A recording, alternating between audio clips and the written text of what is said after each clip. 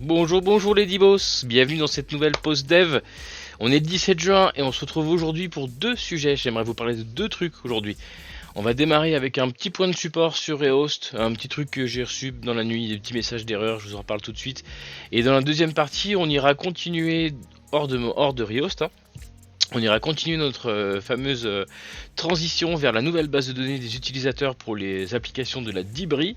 Et ce qu'on fera, c'est qu'on ira faire tout simplement un script de migration des données actuelles vers la nouvelle base de données. Donc, une première partie de, je dirais une petite demi-heure en C# sur de la SP.NET MVC que vous commencez à connaître. Et puis une deuxième partie sur du plain SQL un peu plus technique, un peu plus back, un peu plus SQL, hein, tout simplement. Mais pourquoi pas, hein, après tout. C'est là qu'on apprend des choses, hein, sur la Dibri. Bref, j'espère que vous avez été chaleureux et accueillant avec Biscuit qui vous a fait peur et vibrer avec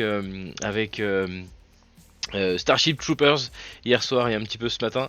Ben là on va aller, vous pouvez vous asseoir tranquillement, prendre un petit verre d'eau bien fraîche parce qu'il fait chaud, les Dibos aujourd'hui, ça chauffe, hein. J'ai toujours mon cher Jean-Louis derrière qui me souffle un peu dans le dos, ça fait du bien. J'espère que vous l'entendez pas trop, je sais pas, ça vous me le direz dans le chat, les Dibos. Voilà, voilà. Mais écoutez, je pense que sans plus tarder, on va démarrer, hein. Je vais vous montrer tout ça. Tic. Voilà, voilà.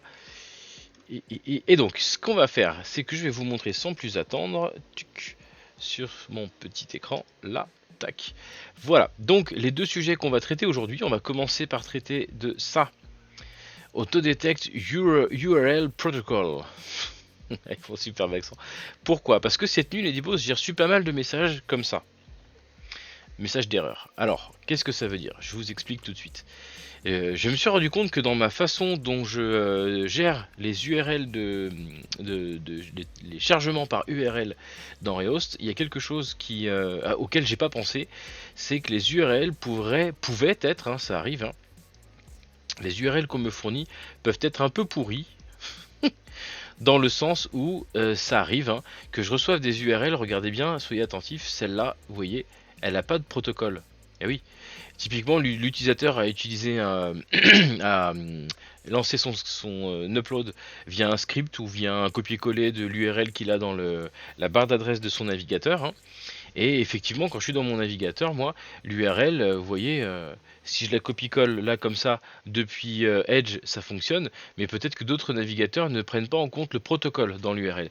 Et donc, quand je ferai coller, dans ce cas-là, j'aurai pas la partie protocole, c'est-à-dire le HTTPS, etc., etc.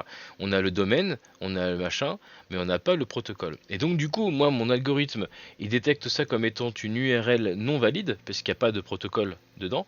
Donc, on va aller tout simplement dans l'algorithme en question et chercher si mon URL commence par HTTP, sinon on le claque dedans.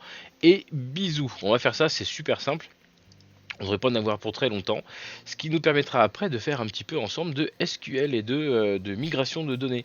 C'est quelque chose qu'on n'a encore jamais fait ensemble sur la chaîne, ça pourrait être un petit peu rigolo. Et là les Dibos, vous pourrez m'aider, puisque moi je ne suis pas un expert base de données, loin de là, et vous pourrez me juger, me jeter des cailloux, et me dire si la façon de faire est la plus logique de faire. Bref, on commence à connaître la solution, on change de workspace, on passe sur Riost, voilà. Est-ce que d'autres copains ont bossé dessus pendant mon absence? Ça m'étonnerait. Oh. Ah oui, non, c'est le refactor log, on s'en fiche. Des modifications en attente, on en a plein sur Collect, hein. C'est pour ça qu'on va pas utiliser le même workspace, là on va se mettre sur le workspace dédié à Riost. Voilà, parce que dans Collect, il y a plein de choses. On va les exclure pour le moment. On voudrait pas qu'elles partent en prod, celle-là on n'est pas prêt. Par contre, celle qu'on va faire là tout de suite, elles, oui, elles partiront en prod aujourd'hui si tout va bien. Si tout va bien, les Riost. Bon, ça, les Riost. Les Dibos. A priori, de toute façon, on doit être bon.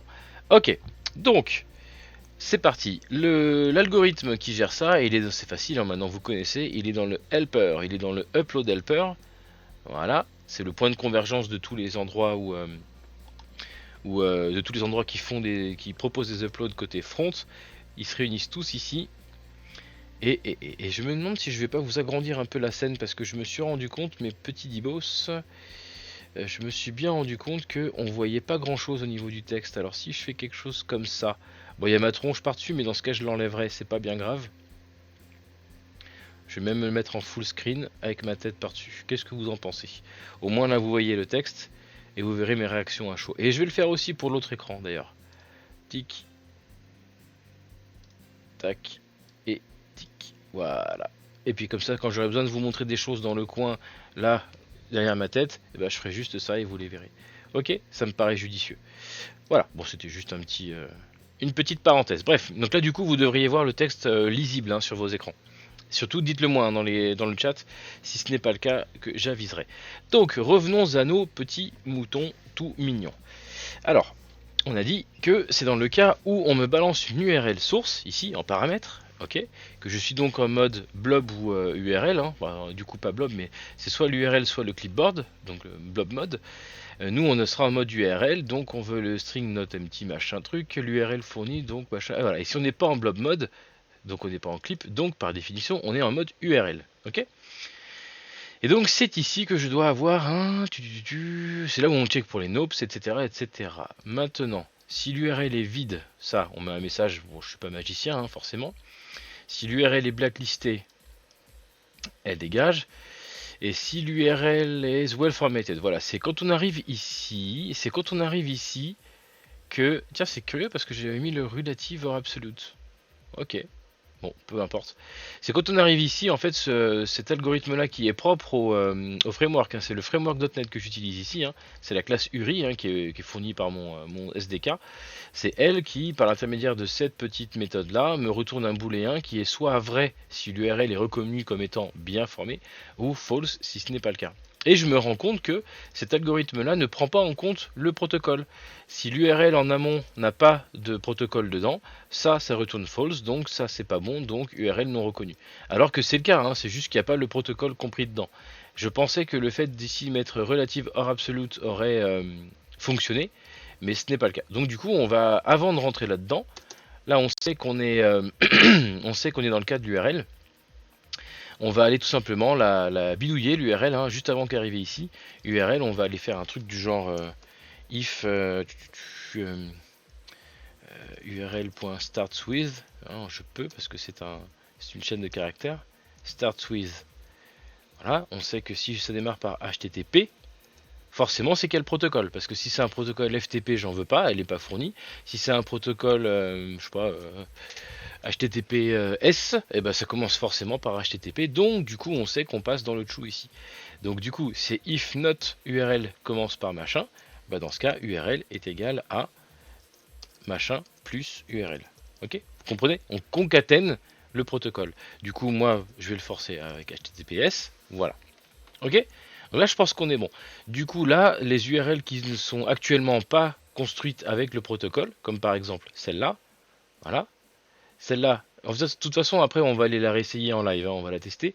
Celle-là, avant le petit fixe, celle-là, elle est rejetée parce qu'elle ne comporte pas un protocole de départ. Et puis, si jamais elle commence par...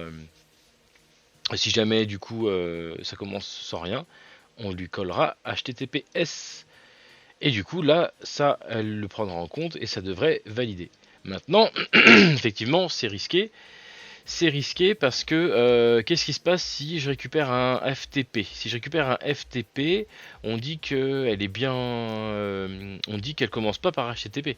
Du coup, il risque de me claquer HTTP FTP Du coup, ça va forcément être une URL non reconnue. On va essayer. Vous savez quoi? On va essayer les dibos, hein, tout simplement. C'est la meilleure solution. C'est la meilleure façon de faire, à mon avis. Hein. Allez, régénérons ça. Régénérons ça et essayons ça. Je vais d'abord pas mettre mon petit patch parce que je voudrais générer l'erreur. Hein. Je voudrais me retrouver dans le cas où ça pose problème.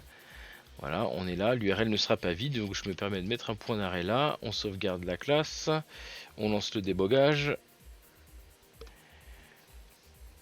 Et je suis un peu dubitatif des performances de Core, hein, parce que vous avez vu hier on a fait un petit peu de Collect, qui est une application en .NET Core, et en ASP.NET Core, et je me rends compte à quel point c'est aussi loin à démarrer en fait. C'est de la dev, hein, donc forcément c'est en local de JS Express. C'est lui qui prend tout ce temps de démarrage. Un vrai serveur est beaucoup plus rapide. Mais quand même, hein, quand je vous disais dans les épisodes précédents, ouais, vous inquiétez pas, c'est rapide, machin, corps, machin truc. Aïe, aïe, aïe, aïe, aïe. Ok, on est là. Chargé. Ok, on est là. On va se récupérer l'URL qui posait problème. Rappelez-vous, l'URL qui posait problème, c'était ça. C'était quand on faisait un rehost, mais bon, on s'en fiche, hein, l'URL. C'est dans les deux cas, on passe par là, on l'a déjà vu. Hein. Tic, voilà. Ça, on le met dans le mode URL. On se mettra à la racine, on s'en fiche. On fait CTRL-V. Et voilà. Et donc, on est d'accord que j'ai collé une URL qui n'a pas de protocole à l'entrée. Hein. Paf, lancer le chargement. On change d'écran, on arrive bien sur le point d'arrêt. L'URL n'est pas nulle. Ok. L'URL n'est pas blacklistée. Voilà. Et l'URL, donc, est de type sans protocole. Du coup, pouf, elle est pas bonne. What? Isuri? Eh ben alors. Erreur pendant l'enregistrement. Aïe. Ok. Bon, bah là, je suis bien embêté, Ladyboss, parce que je pensais que c'était ça le problème, mais c'était pas ça le problème alors. Bien. Erreur pendant l'enregistrement.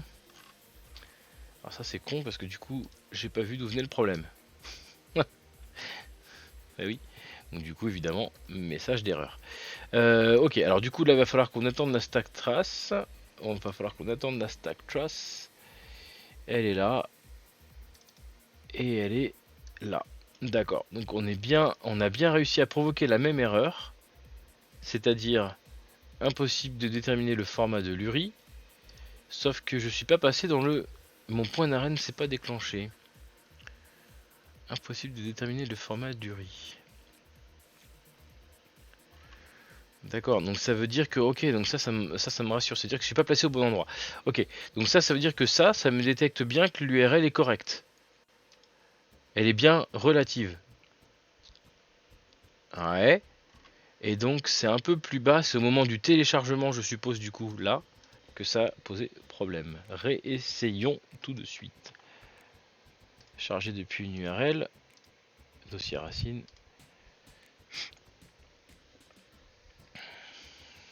Ouais. Ok, c'est quand il essaye de... ok, c'est pour ça. C'est au moment où il essaye... Vous l'avez vu? J'ai été un peu vite, mais c'était ici. C'est quand il essaye de générer une URL à partir de cette URL. Comme celle-là ne comporte pas le protocole, si je vous montrais l'écran, ce serait mieux. Là, j'essaie de générer une URI à partir de l'URL que je lui ai fournie. Comme celle-ci ne comporte pas le protocole, ça pète. Et donc, du coup, voilà, impossible de générer et déterminer le format de l'URI. Ok? C'est ça qui pose problème. Donc ça veut dire que ici, ce que j'aimerais voir, on peut peut-être le faire comme ça. Ce qu'on va faire, c'est qu'ici, on va dire qu'on interdit désormais. Non, ça marchera pas. Parce que du coup, mon petit patch là, il marcherait, mais c'est pas ça, c'est pas ma protection là qui résoudrait le problème. Hein. Parce que là, si je mettais forcément absolu, ça veut dire que là, effectivement, on sauterait ici avant. Et bah dans ce cas, est-ce que ça marche avec mon petit patch ici là? Alors je pense que oui, hein, je pense que ça va marcher, mais qu'est-ce qui se passerait si j'étais en présence d'un FTP ou d'un autre type de protocole que je connais pas? Il y en a probablement que je connais pas. Hein. File par exemple. Bref, on va voir ça. Alright, on recommence. Ma petite stack, elle était là. CTRL C. Ok, depuis l'URL. Image permanente, dossier racine, boum. Ok, on arrive là. Donc du coup, l'URL ne commence pas par HTTP truc. Du coup, on lui colle, nous, on le force. Voilà, maintenant désormais, l'URL est de la forme machin truc. Vous l'avez vu. Du coup, ça reste à true, pas de problème. Du coup, ici, normalement, je devrais pouvoir générer l'URI en question, puisque l'URL maintenant possède bien le protocole. Et du coup, le téléchargement devrait fonctionner. Et effectivement, maintenant, c'est passé. Par chance, c'était une image, c'est for work. D'accord. Donc là, le petit patch à la con fonctionnerait. c'est-à-dire juste de rajouter à la main le protocole si je vois qu'il n'existe pas. Mais je me demande s'il n'existe pas quelque chose du framework qui me permette... Ouais. Et je me demande s'il n'y a pas moyen de faire un peu plus propre, hein, en allant checker l'URL que je fournis là, ici, grâce à une méthode du SDK, pardon pour le coup dans le micro, et d'aller checker si elle contient ou pas un protocole. De manière à ce que si elle ne le contient pas, dans ce cas, je l'ajoute. Est-ce que ça existe ça?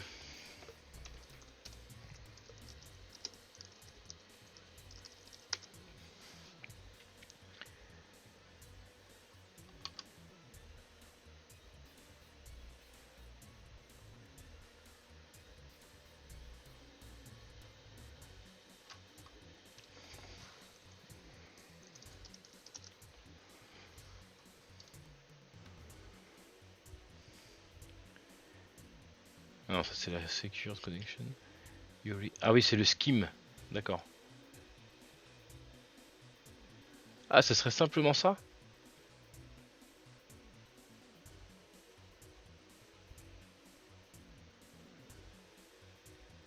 Voilà, c'est le gars est dans le même cas de ce qu'on a actuellement.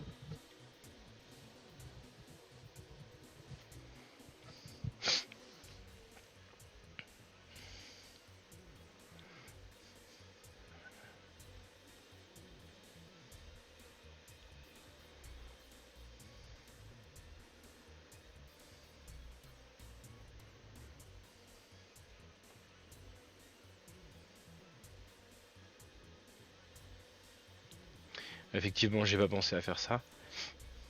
Ouais, il faut que je pense à... Ok, bon, bah écoutez, visiblement j'ai la meilleure solution pour ce truc-là. On va juste passer en to lower ici, c'est tout con, mais juste l'URL, on va pas la réécrire en minuscule. On a déjà vu hein, que les URL à l'heure actuelle, une URL avec des majuscules a un sens différent de l'URL avec les minuscules, hein. Les codes notamment peuvent être en majuscules minuscules. Et moi ce que je voudrais juste c'est être sûr que mon protocole de départ est bien HTTP en minuscule. Donc là je compare avec la minuscule, mais de toute façon je modifie pas la version minuscule. Et attention, hein. Ok. Bon, dans tous les cas là on corrige ce souci là et on permettra aux URL sans protocole de passer à travers. Je vais considérer que ça c'est traité, hein, les DBoss, parce que je voudrais le livrer assez rapidement. Et puis bah, ce qu'on fera, c'est que je garderai un œil sur les stacks dans les prochains jours à venir, sur les messages d'erreur. Oups.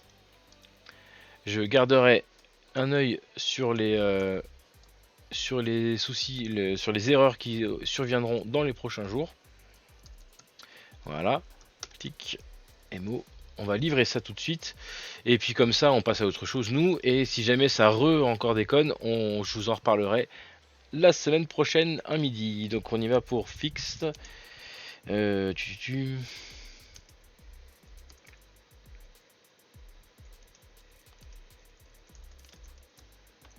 Voilà, on va faire ça comme ça. Ok. Allez, on livre. Boum. Voilà, un bon petit point de fixé. Je n'ai encore évidemment pas attaché mon work item avec mon chain set. C'est pas grave, on va aller le faire tout de suite. Il est là. Tac. Voilà. On va le linker. Add link vers un existing item. Un chain set. Le chain set ID, on l'a à l'autre côté, c'est 705. Voilà. Commentaire, on s'en fiche. Boom. Save. Voilà. Tac, on va le mettre en done, completed, save. Boom, voilà. Le 14, c'est bon. Donc on va pouvoir rebasculer sur notre ID 13 qui était la fameuse ouverture des comptes utilisateurs aux autres applications. Et donc, on s'était arrêté les DBoss hier en se disant ok, je vais demander à mes utilisateurs s'ils préfèrent créer des nouveaux comptes ou s'ils préfèrent que je bascule leurs données. En l'occurrence, j'ai pas eu de réponse. J'ai pas eu de réponse parce que j'ai pas posé la question. Pourquoi? Parce que je pense que moi, ma prérogative, c'est d'essayer d'être le plus transparent et le plus. J'ai envie que mes utilisateurs puissent se servir de leur application de manière transparente, sans se poser la question. D'accord? Donc, ce que je vais faire, c'est que je vais faire la migration moi-même. Et comme ça, de manière à ce que quand nous on va livrer le code qu'on a modifié ensemble pour le connecteur à la base commune là, eux ils se rendent compte de rien en fait. Eux ils se rendent compte de rien parce que leur compte sera déjà prêt et existant de l'autre côté. Alors, bien sûr, j'ai fait une petite étude quand même, j'ai regardé rapidement et effectivement mes utilisateurs ne se sont pas connectés à Collect depuis des mois et des mois. Donc, je considérerais que les scripts qu'on va créer maintenant, si je les joue dans 3 jours ou lundi ou je sais pas quand, pour peupler la nouvelle base de données en production, je considérerais que les données seront bonnes. Voilà, il n'y aura pas eu de perte de données puisque aucun utilisateur n'aura fait de choses sur l'application depuis entre ces 3 jours, quoi. D'accord? Voilà. Donc on va jouer un truc qui va ressembler à quelque chose comme ça. C'est dommage, j'ai pas ouvert ma base de données. J'aurais pu gagner quelques secondes, mais c'est pas grave. Toujours est-il qu'on va fermer cette solution. On en a terminé avec Riost en tout cas pour aujourd'hui. On va ouvrir la solution de collect. Pourquoi? Parce que le script SQL qu'on va écrire, on va aller le stocker dans la solution. J'aime bien faire ça, ça me permet d'avoir de l'archivage.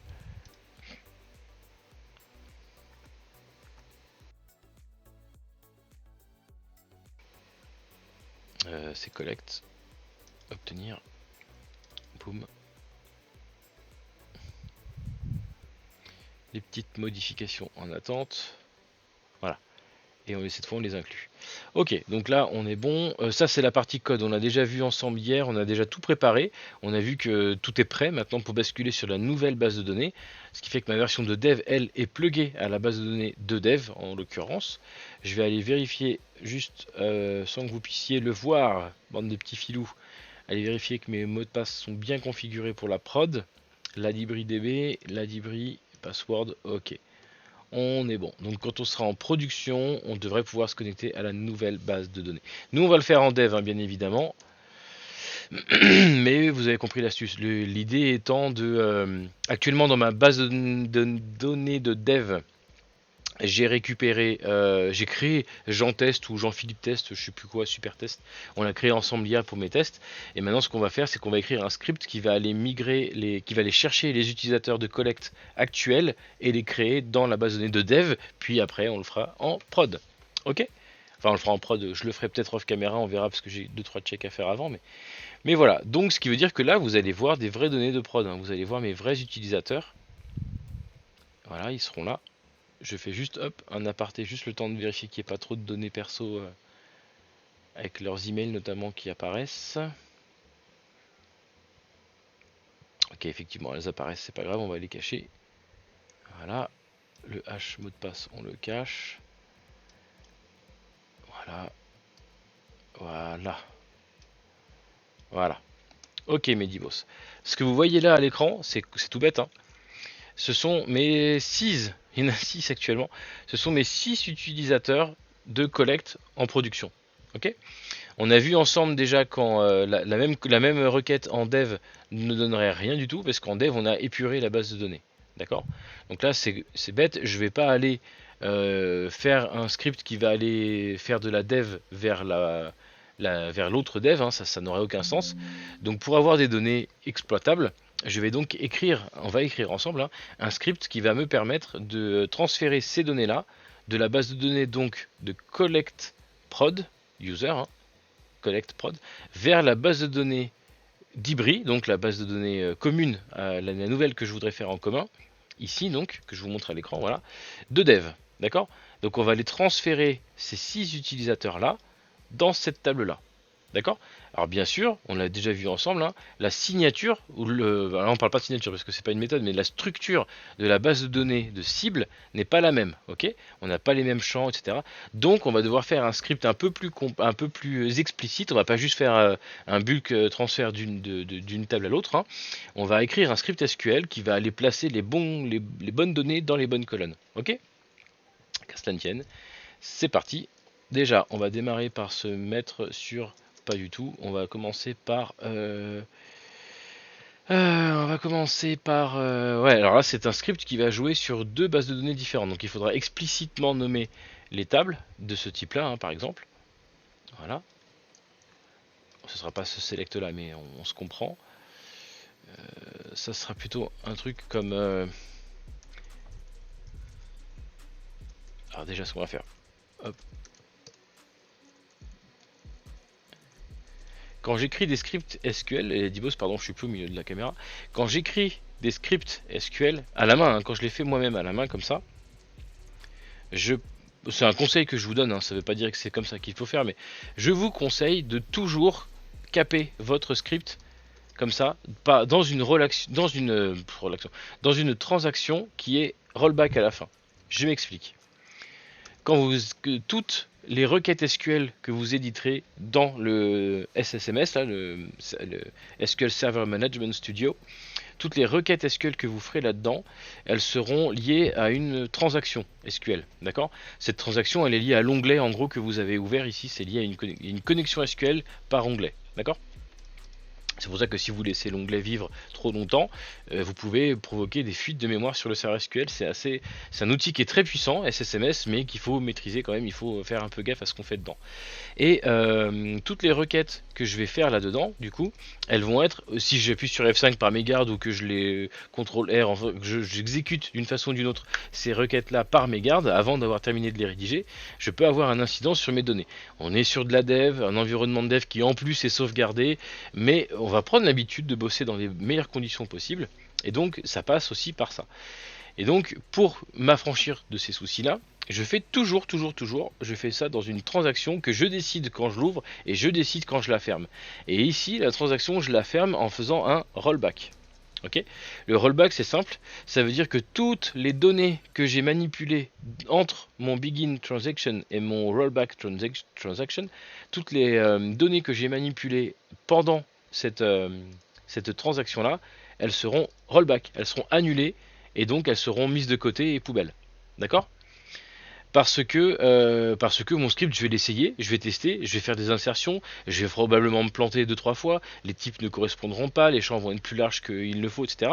Donc il y aura peut-être des soucis de compatibilité entre les deux colonnes. Donc je veux pas que ça m'insère des lignes à la con et qu'après je sois bloqué avec 300 lignes pour 6 utilisateurs.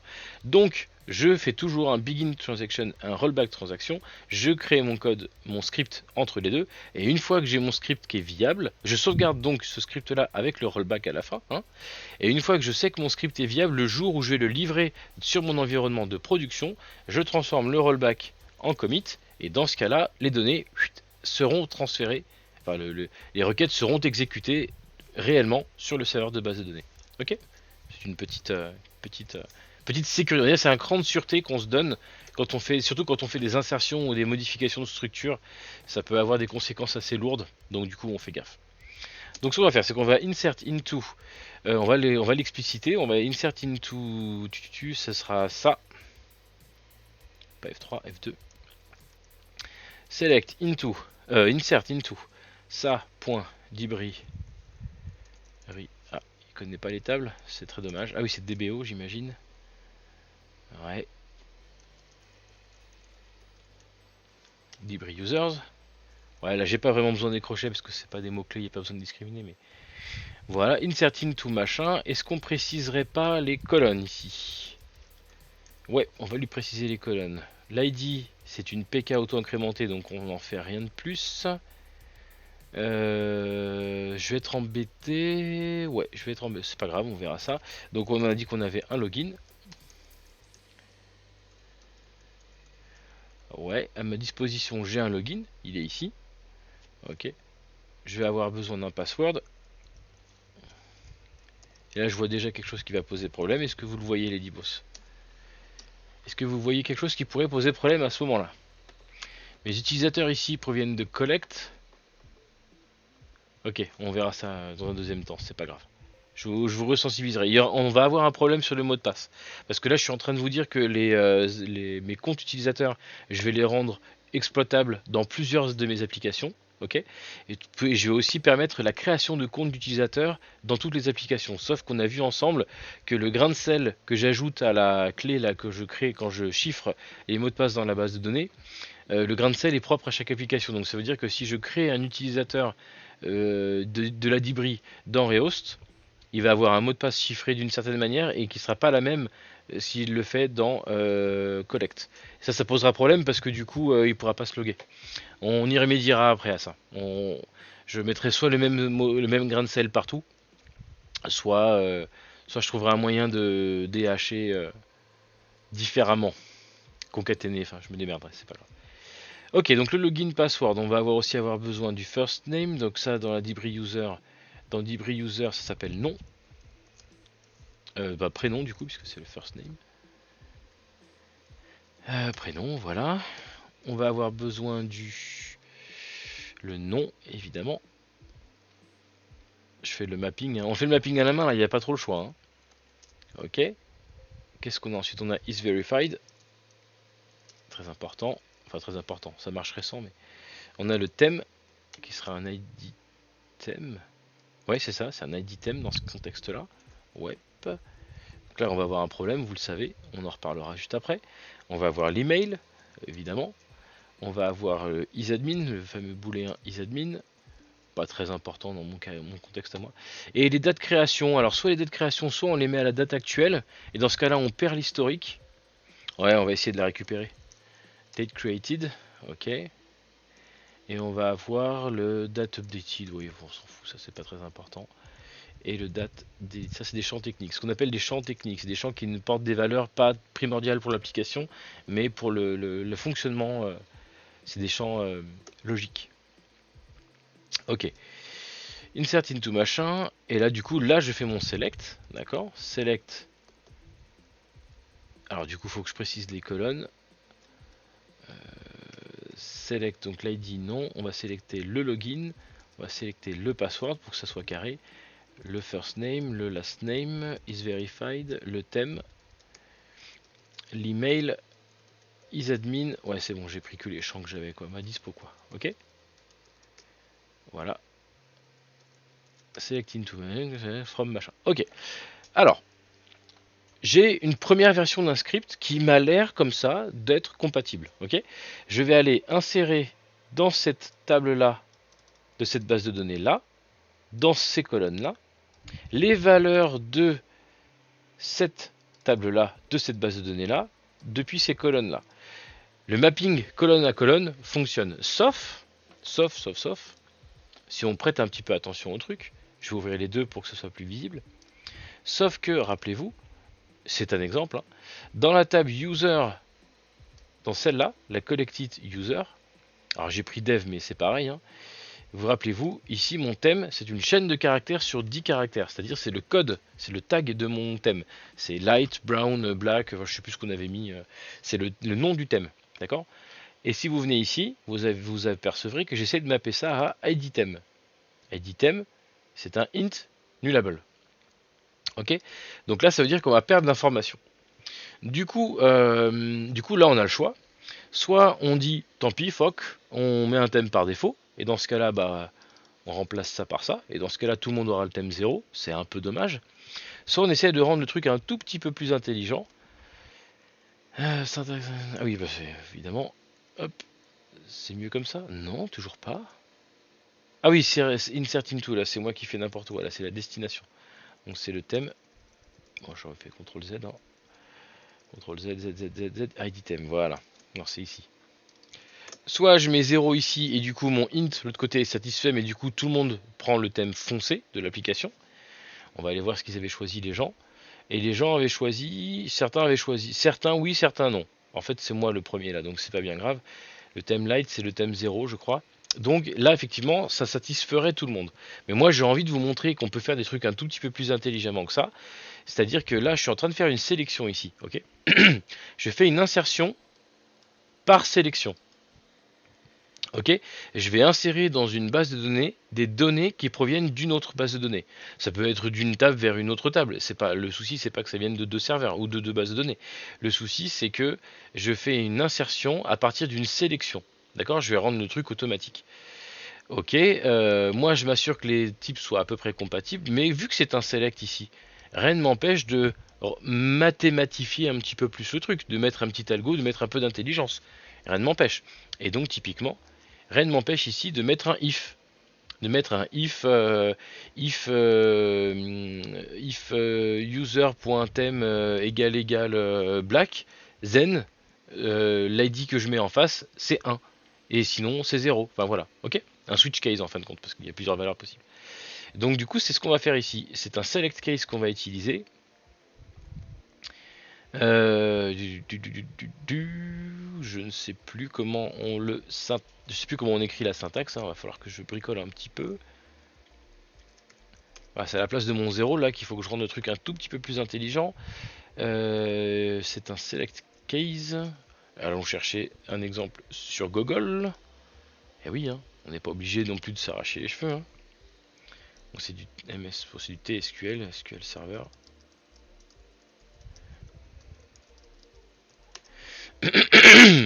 Case, pardon. Ok. Donc là c'est dans le select case input expression. Est-ce qu'on peut avoir un exemple concret s'il vous plaît? Case. Select. Ça me plaît bien. Est-ce que je peux me placer là et faire ça?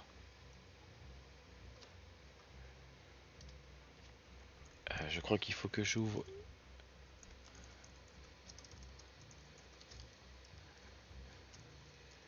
Je crois que ça marcherait ça. Ouais. Select. Select. Case. D'accord. When. Donc du coup, c'est... si je l'adapte ici, ça voudrait dire when, thème.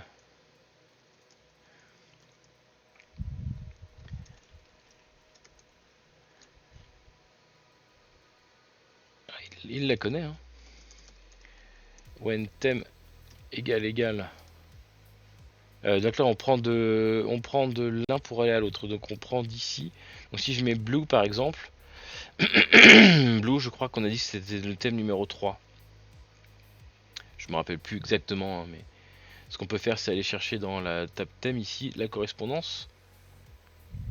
Ouais, c'est ça. Blue c'est 3, light c'est 1 et dark c'est 2. De toute façon, on a mis un default dans le switch case de l'application, donc ça devrait fonctionner.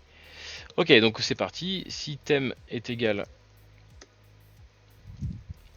on va les faire dans l'ordre. Hein. Then, là, c'est une chaîne de caractères qu'il faut. Non, c'est un ID. Ouais, c'est ça, c'est l'inverse. Là, c'est le nom du thème, et là, c'est l'ID qui va avec. Tac.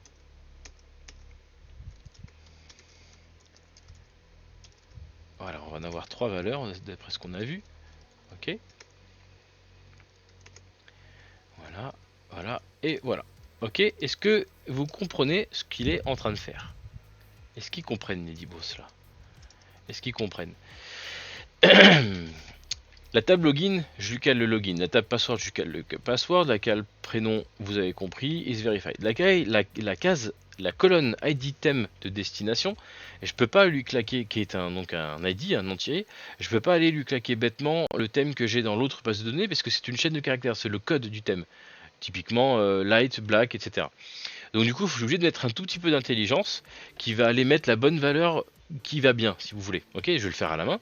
Donc par exemple, si moi, mon thème c'est light, ici, donc c'est le code qui est là, voilà. Si j'ai light, alors l'ID du thème c'est 1. Voilà. On pourrait mettre en une seule ligne, mais je vais le laisser comme ça pour que vous voyez. Si j'ai mis dark, dans ce cas je mets 2. Et si jamais j'ai blue, dans ce cas j'ai 3.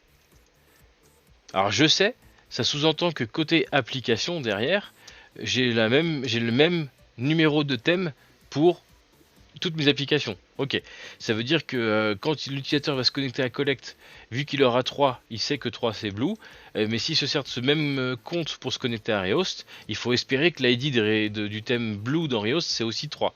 Je suis d'accord, c'est quelque chose dont on a parlé hier dans le stream d'hier. On va considérer que c'est le cas. En réalité, c'est pas le cas. Mais moi, après, je travaillerai sur l'application pour rendre les thèmes compatibles entre eux. Peut-être qu'on remettra une colonne différente pour chaque appli. On en reparlera. Mais pour le moment, c'est ça que je vous propose.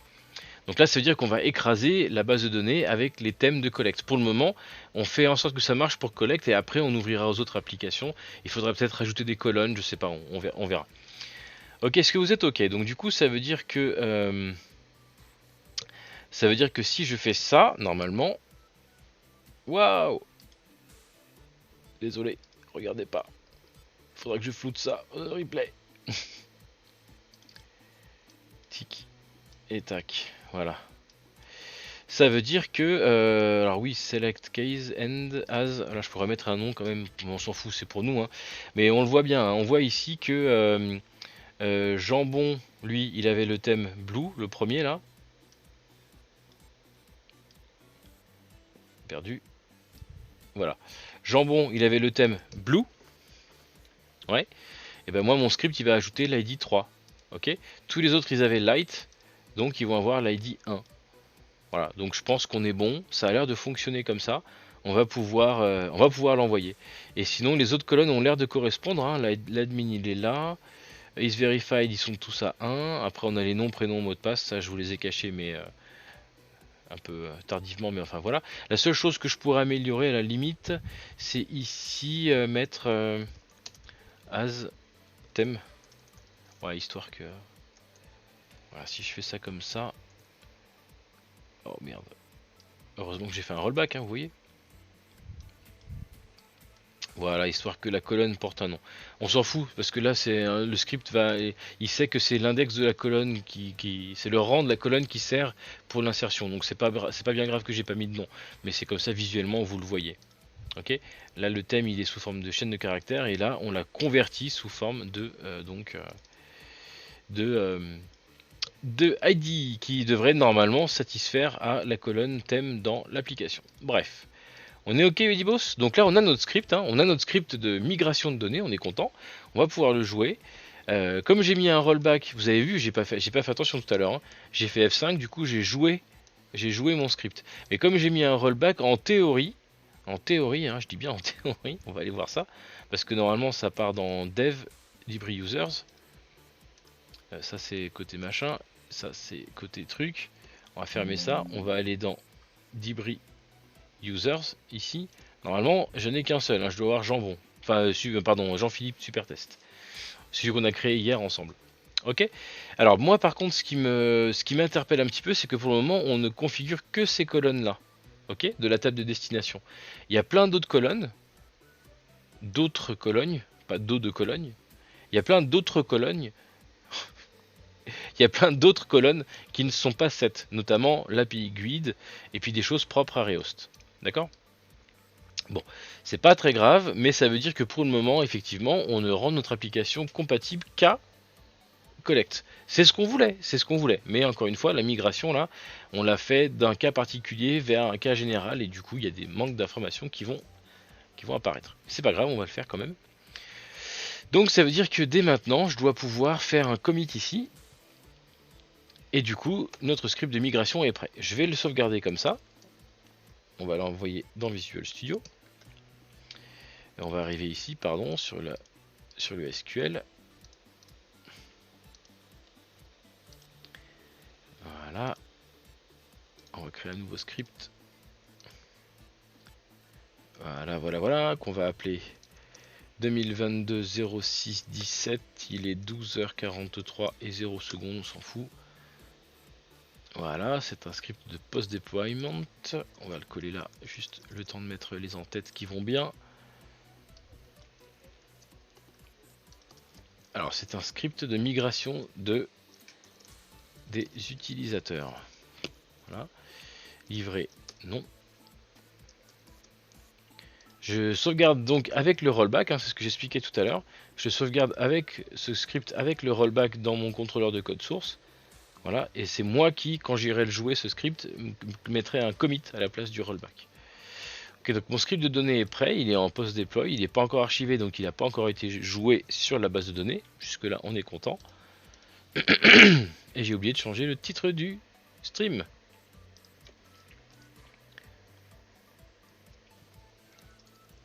C'est chose faite dans 30 secondes.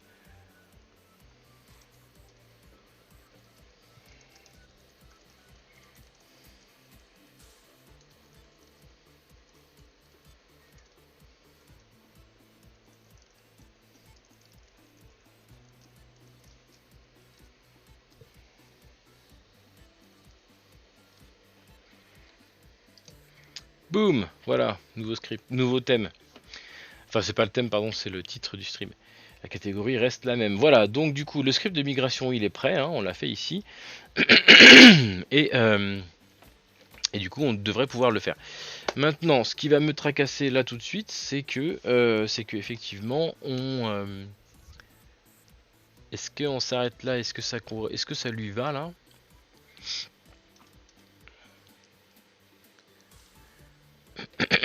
En tout cas, en faisant ça, j'autoriserai tous mes utilisateurs à se connecter. Moi, ce qui m'inquiète maintenant, je vous l'ai dit tout à l'heure, c'est que le password, là, ça va forcément marcher parce que je suis en train de mettre des utilisateurs de Collect dans une base de données commune dans le but de les faire se connecter à Collect. Donc ça va marcher parce que le grain de sel avec lequel j'ai généré leur mot de passe il y a quelques mois, quelques années, était le même. Maintenant, qu'est-ce qui va se passer quand ça viendra d'une autre époque? On a dit qu'on s'en occupait pas et qu'on le ferait plus tard. Et ben, qu'à ça ne tienne. Bah donc j'ai envie de dire, allons-y, c'est parti. On y va, on joue ça. Boum, 6 lignes affectées. D'accord. Donc maintenant, si je retourne ici, je devrais avoir des nouveaux utilisateurs. Voilà, ils sont bien là, hein, vous les voyez en clair comme d'habitude, puisque je prends aucune protection. Voilà, on a leur nom, etc. Il a créé un compte admin. Ok, et donc du coup, en plus de ça, j'ai bien transféré le fait que mon ancien utilisateur, là, c'était bien un admin. Donc ça marche. Ok, et bah écoutez, essayons d'aller se connecter avec alors. Je me rappelle plus du tout ce que c'était son mot de passe, mais on va essayer. On va lancer l'application en dev.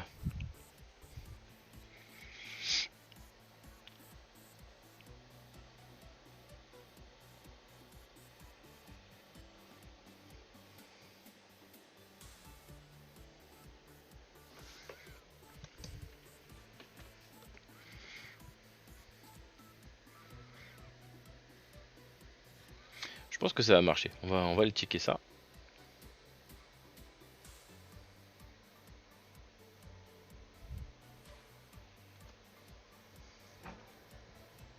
Ok. Se connecter. Donc lui, Dibri, c'est celui qu'on a créé ensemble hier, je sais qu'il fonctionne, d'accord. Par contre, ce que j'aimerais bien, c'est aller chercher celui-là. 1, 2, 3, 4, 5, 6, je pense que c'est ça. On croise bien les doigts. Oui, oui, oui. Ok, ça marche. Ça fonctionne. Donc du coup, là, ce qu'on vient de faire là à l'instant, vous voyez, l'écran est en bleu, hein. Donc là, je viens de me connecter avec Jambon, qui s'appelle Jambon, donc c'est celui-là. C'est le compte qu'on vient de récupérer depuis l'autre base de données. Qu'on vient de récupérer depuis la base de données de Collect, du coup, de prod. Donc là, ce qu'on vient de faire, on vient de se connecter. Alors, on a fait notre migration, ok. On a ramené nos utilisateurs depuis une première base de données vers la nouvelle base de données commune aux applications. Et on vient de se connecter avec un de ces comptes. Donc là, ce que vous voyez à l'écran, c'est Jambon qui s'est connecté avec son ancien compte, mais qui est stocké maintenant dans une nouvelle base de données. Ok. Donc, je trouve que, du coup, on a réussi. L'objectif est atteint. On a bien mis en place. Pour rappel, l'objectif c'était, il était là, hein, il était là, ouvrir le compte Rehost aux autres applications. C'est pas du tout ce qu'on a fait, mais voilà. Donc, genre si, on a fait l'étape 1, c'est-à-dire l'étape 1 c'était de euh, créer une base de données externe qui contiendra mes utilisateurs et leur permettre de se connecter avec. Maintenant, ce que j'aimerais bien faire pour aller plus loin et pour répondre à l'objectif, ce serait de faire la même chose, mais sauf que cette fois-ci, ce serait les utilisateurs Rehost qui pourraient accéder à Collect. Voilà. Là, on arrive sur une partie un peu plus touchy. Pourquoi? Parce que les mots de passe sont pas compatibles. On l'a vu, hein, le grain de sel n'est pas le même. Et parce que j'ai quelques utilisateurs. Alors, on va les voir. On va croiser fortement les doigts pour que ce soit pas le cas. Mais il est possible que j'ai actuellement des utilisateurs qui aient un compte dans chaque application. Moi, en tant que développeur, déjà, par exemple, c'est le cas. Donc, il va falloir qu'on voit comment on peut corriger ça rapidement. Et puis, là, surtout, on a récupéré les utilisateurs, mais on n'a pas récupéré leurs données. Ok. Là, actuellement, Jambon, il s'est connecté via la base de données, via le compte qui vient de l'autre base de données. Mais s'il avait des collections, des choses comme ça, pour le moment, elles sont perdues. Parce que son ID d'utilisateur n'est pas forcément le même que celui qu'il avait dans l'autre base de données. On peut aller checker ça assez rapidement d'ailleurs. Et comme j'étais dans une base de données de dev, du coup, j'avais aucune donnée dedans, elle était vide. Donc du coup, ces données-là sont perdues. Donc c'est-à-dire que le script seul ne suffit pas. Ok, ce script-là seul ne suffit pas. Il va falloir qu'on mette aussi en place de migration des données des utilisateurs, c'est-à-dire leurs collections, leurs items, etc. Et dans ce cas-là, bah, ce sera du cas par cas. Il faudra réaffecter aux utilisateurs les données qu'ils avaient en prod. Heureusement, comme vous pouvez le constater, en production, il y avait très très peu d'utilisateurs. Et je pense même qu'il n'y avait aucune collection. On peut aller checker, mais les collections, elles sont là. Les collections sont là. Et ID user, ouais, il y avait quelques essais. Il y avait quelques essais. Il y avait des tests d'injection de code d'ailleurs. Les DVD, les tests. Ouais. Honnêtement, honnêtement. Et au niveau des items, maintenant, est-ce qu'il y avait beaucoup de choses? À part celles qui appartiennent à 9, c'est-à-dire DIB. Voilà, c'est ça. Il n'y avait aucun. Il n'y en a absolument aucun. Ok, donc c'est bien ce qui me semblait. En production, l'application n'était pas utilisée. Donc ça, c'est un coup de pot. Ça veut dire que si maintenant je donne... Enfin, il y a une collection à moi, mais je me débrouillerai avec mes données à moi. Ça, c'est pas grave. Ça voudrait dire que... ça voudrait dire qu'il n'y a même pas besoin de migrer les données des utilisateurs, en fait. Donc on pourrait passer à l'étape suivante directement qui serait de faire la même chose mais cette fois-ci avec les comptes Rehost, c'est-à-dire migrer les comptes Rehost de la table de prod de Rehost ou même de dev à la limite puisque là on est en dev et d'aller les migrer vers notre nouvelle base de données, les comptes Rehost cette fois, pas collect, Rehost, et les collectionner donc dans notre nouvelle base de données et donc essayer de se connecter à collect avec un compte de dev de Rehost. On pourrait faire ça. Effectivement, ça marchera pas au niveau du mot de passe, ça on est d'accord. On a vu ensemble, encore une fois, j'insiste, que le grain de sel qui sert à chiffrer le mot de passe n'est pas le même dans toutes les applications. J'ai fait ça comme ça par zèle, un peu par zèle de sécurité.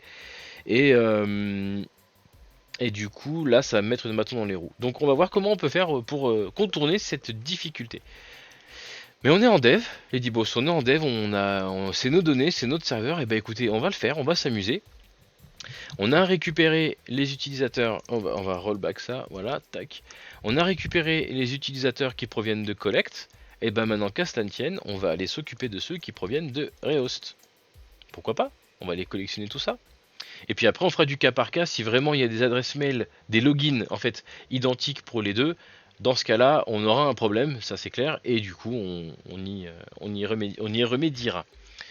Rehost par contre il y a de la donnée, attention, Rehost il y a de la donnée, donc ça veut dire que pour le moment Rehost va rester connecté à sa propre base de données à lui, ça c'était l'objectif qu'on s'était fixé dans un précédent stream. Donc pour le moment juste le but ça va être de ouvrir Collect et de se connecter avec un compte Rehost.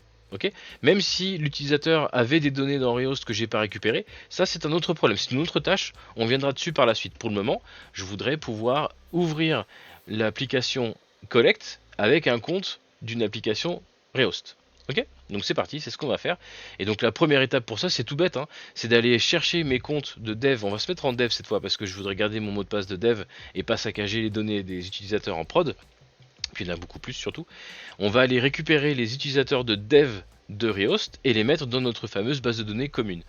Par chance, ici, on aura beaucoup moins à se galérer avec les champs de la base de données, puisque rappelez-vous, la structure de la base de données de dev qui contiendra nos nouveaux comptes, là, la fameuse base de données d'Ibri, la grosse base de données qui va contenir tous les utilisateurs de toutes les applications, elle, sa structure a été faite à partir de celle de Rehost, qui est pour le moment, c'est mon plus grand commun multiple, c'est la base de données qui contient le plus de colonnes, donc c'est pour ça que c'est elle que j'ai choisie comme structure cible. Donc du coup, on ne devrait même pas avoir besoin de préciser les colonnes qu'on veut mettre ici. On va avoir des petites pétouilles à faire, notamment pour la gestion des thèmes, on a vu ensemble ça tout à l'heure, ou hier plutôt, mais voilà, on va commencer à éditer ça. Ok, donc c'est parti, on y va, on se focus là-dessus, j'enlève ma tête, ça permet de se focus, lol. Donc du coup, ce qu'on va faire, c'est qu'on va toujours insérer dans la Dibri Dev, donc les users Dibri, la fameuse base secondaire, la grosse base, on va lui insérer, et cette fois-ci, je pense qu'on n'a même pas besoin de préciser les colonnes, puisque la structure est censée être identique, je vous rappelle encore une fois. Si on fait, hop, oups, pourquoi j'ai fait ça? personne ne le sait. From, et donc cette fois-ci, ce qu'on veut, c'est rehost. On veut la dev, bien sûr. Voilà. Ok. Alors, si je fais ça comme ça, là, ça me donnera tous mes utilisateurs de dev. On est ok avec les colonnes qui vont bien. Ok, ok. Et on a l'ID thème. L'ID thème, il est où? Vous le voyez? Ouais, il est là. Ok, il est là. Alors les thèmes, je sais que les thèmes ne correspondent pas forcément, donc on va avoir du check à faire là-dessus. Mais dans tous les cas, normalement, la structure étant la même, ça devrait fonctionner. Voilà, donc c'est pas le cas. Pourquoi? Ah, Ah oui, parce que oui, ok. Ah oui, d'accord. Ok. D'accord, je pensais à SQL Server un peu plus futé que moi, mais visiblement ce n'est pas le cas.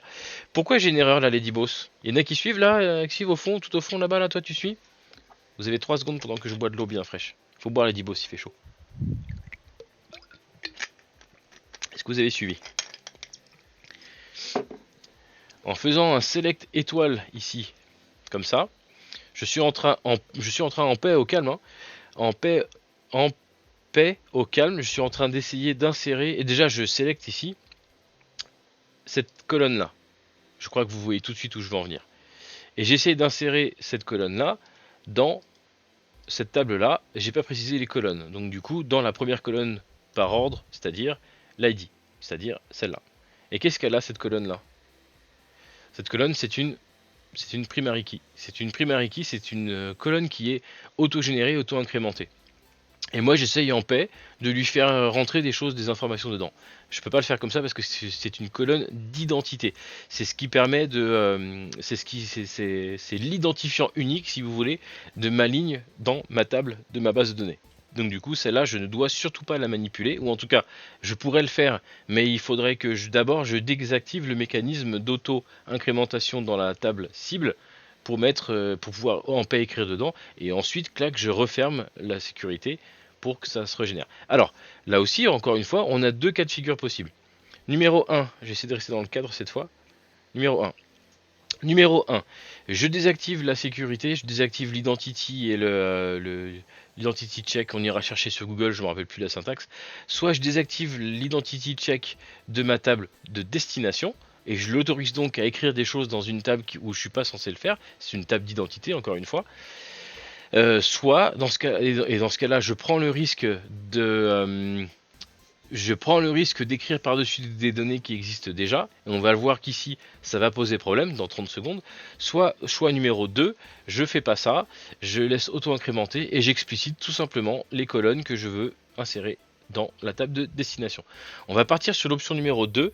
Pourquoi? Parce que regardez-moi ça ici. Regardez l'inconsistance des ID que j'ai dans la table de source que je veux balancer après dans ma destination.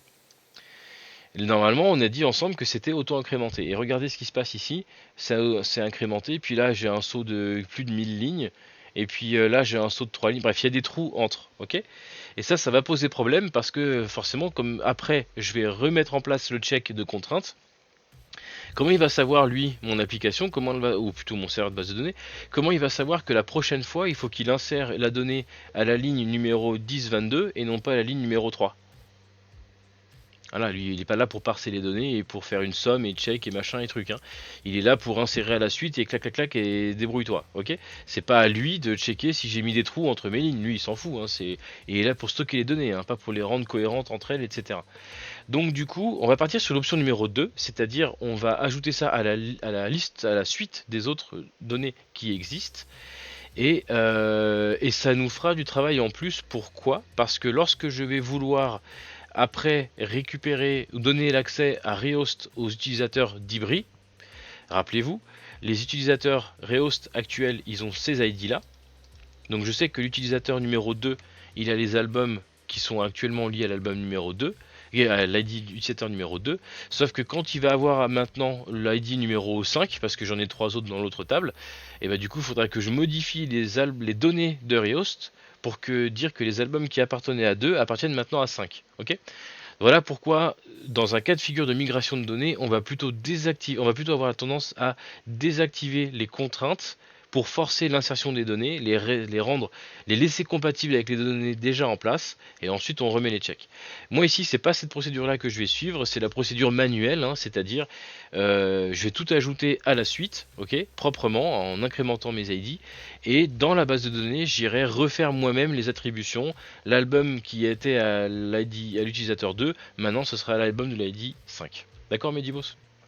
On va faire ça comme ça. C'est plus de boulot, mais au final, à l'aboutissement, la donnée sera plus cohérente et concrète en base de données.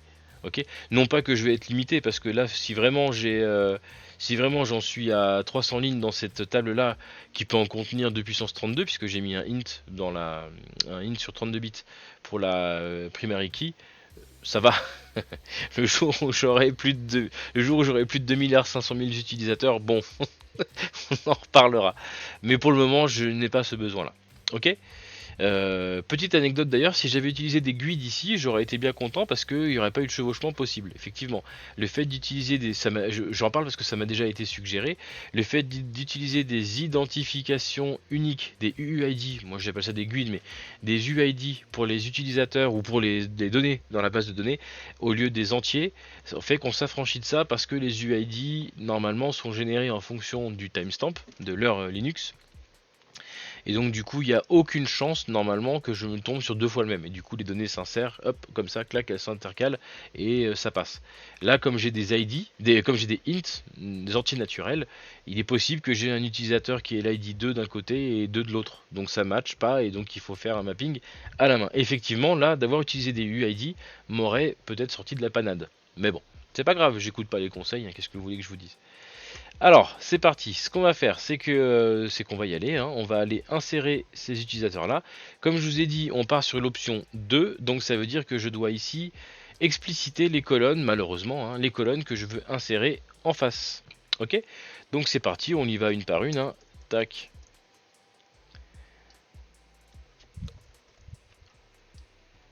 Alors, je pense qu'il y a moyen de faire quand même plus simple que ça, notamment...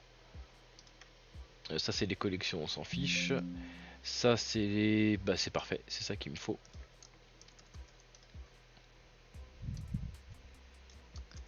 Boum, voilà. Et vous avez remarqué que j'ai fait exprès de ne pas prendre la première colonne. Donc, hein, on est d'accord, on prend pas la première colonne, on la laisse calculer et s'auto-incrémenter toute seule par les prérogatives donc de la table de destination. Alors c'est aussi parce que j'ai déjà des données en place, hein. C'est le deuxième script qu'on fait, hein. On a déjà fait celui-là tout à l'heure, et donc celui-là m'a déjà inséré des données dans la table, hein. Elles sont là. Non, ça c'est la. Bon, c'est pas grave, c'est les users de source, mais c'est les mêmes, hein. Du coup, ça m'a déjà inséré sans les ID. Du coup, ça m'a déjà inséré des données, donc je sais que j'ai déjà une ligne numéro 2 typiquement de l'autre côté. Bref, on y va.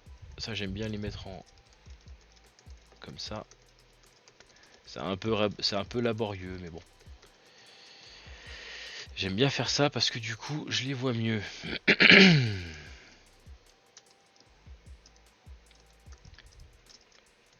Zut. Là, je décris les colonnes dans lesquelles... Parce que c'est insert into là, hein, donc je décris ma destination ici. Et bien sûr, vous l'aurez compris, juste après, je vais décrire ma source. Et ma source, du coup, sera plus un select étoile, parce que du coup, il y a une colonne en plus qui ne satisfait pas. Donc là, rebelote, il va falloir que j'aille checker. A priori, c'est les mêmes colonnes, hein, puisque j'ai dit que la structure était identique. Donc a priori, si je fais ça, on devrait être bon. Allons vérifier. Voilà, là on récupère bien mes users de l'autre côté sans l'ID, la première colonne, hein, et on va l'insérer dans la nouvelle colonne, dans la nouvelle table. Ok. Est-ce que ça marche ça déjà? Ok, j'ai pas d'erreur de compilation, j'ai pas d'erreur d'exécution de la requête, et en plus de ça j'ai mis un rollback, donc je sais que ça ne l'a pas fait. Ça on ferme, et moi ce qu'on voudrait bien c'est ça maintenant. Voilà, donc ça c'est la table actuelle comme elle est dans la base de données commune. Vous voyez qu'elle contient quelques utilisateurs. Bon, allez, on laisse les emails, c'est pas grave. Et d'ailleurs, dont les ID vont de 1 à 19. Hein, voilà, donc déjà là, vous comprenez bien la problématique des colonnes auto-incrémentées, c'est pratique, mais là en l'occurrence, c'est pratique et surtout c'est mandataire quand on utilise Entity Framework. Un petit instant culture les copains. Là la base de données, c'est une base de données MS SQL Server. À ce moment-là, elle est complètement décorrélée de l'application qui va l'exploiter. L'application, ça peut être un web service une connexion directe à la base de données avec un connecteur SQL natif. Ça peut être une application qui utilise Entity Framework. Ça peut être une application mobile qui utilise un connecteur complètement différent. Voilà, moi, dans mon application, on va utiliser Entity Framework et Entity Framework impose que la primary key soit une colonne d'identité auto-incrémentée. De type, on décide. Moi, j'ai décidé de mettre des ins, ça aurait pu être des longs, des begins, plus exactement en SQL Server. Mais voilà. Ok, donc on va voir si tout de suite ma requête a fonctionné. On va lui mettre un commit ici. On reste bien le premier en rollback. Ok. Alors là, il me dit qu'il y en a 6 affectés par la première, mais comme c'est un rollback, ça m'inquiète pas. En revanche, les 7 ici, il y a eu un commit, donc normalement ici, on devrait passer de 7 à 14 enregistrements. Et c'est le cas. Donc là, on est content. On vient de migrer les utilisateurs de Rehost dans la nouvelle base de données d'Ibri. Et donc potentiellement, on va voir après ce que ça implique, mais potentiellement, on permet aux utilisateurs de Rehost d'utiliser leur compte pour se connecter à Collect. Tout simplement. Alors ça suffira pas, je sais, le mot de passe, le grain de sel, le machin, on y vient juste après.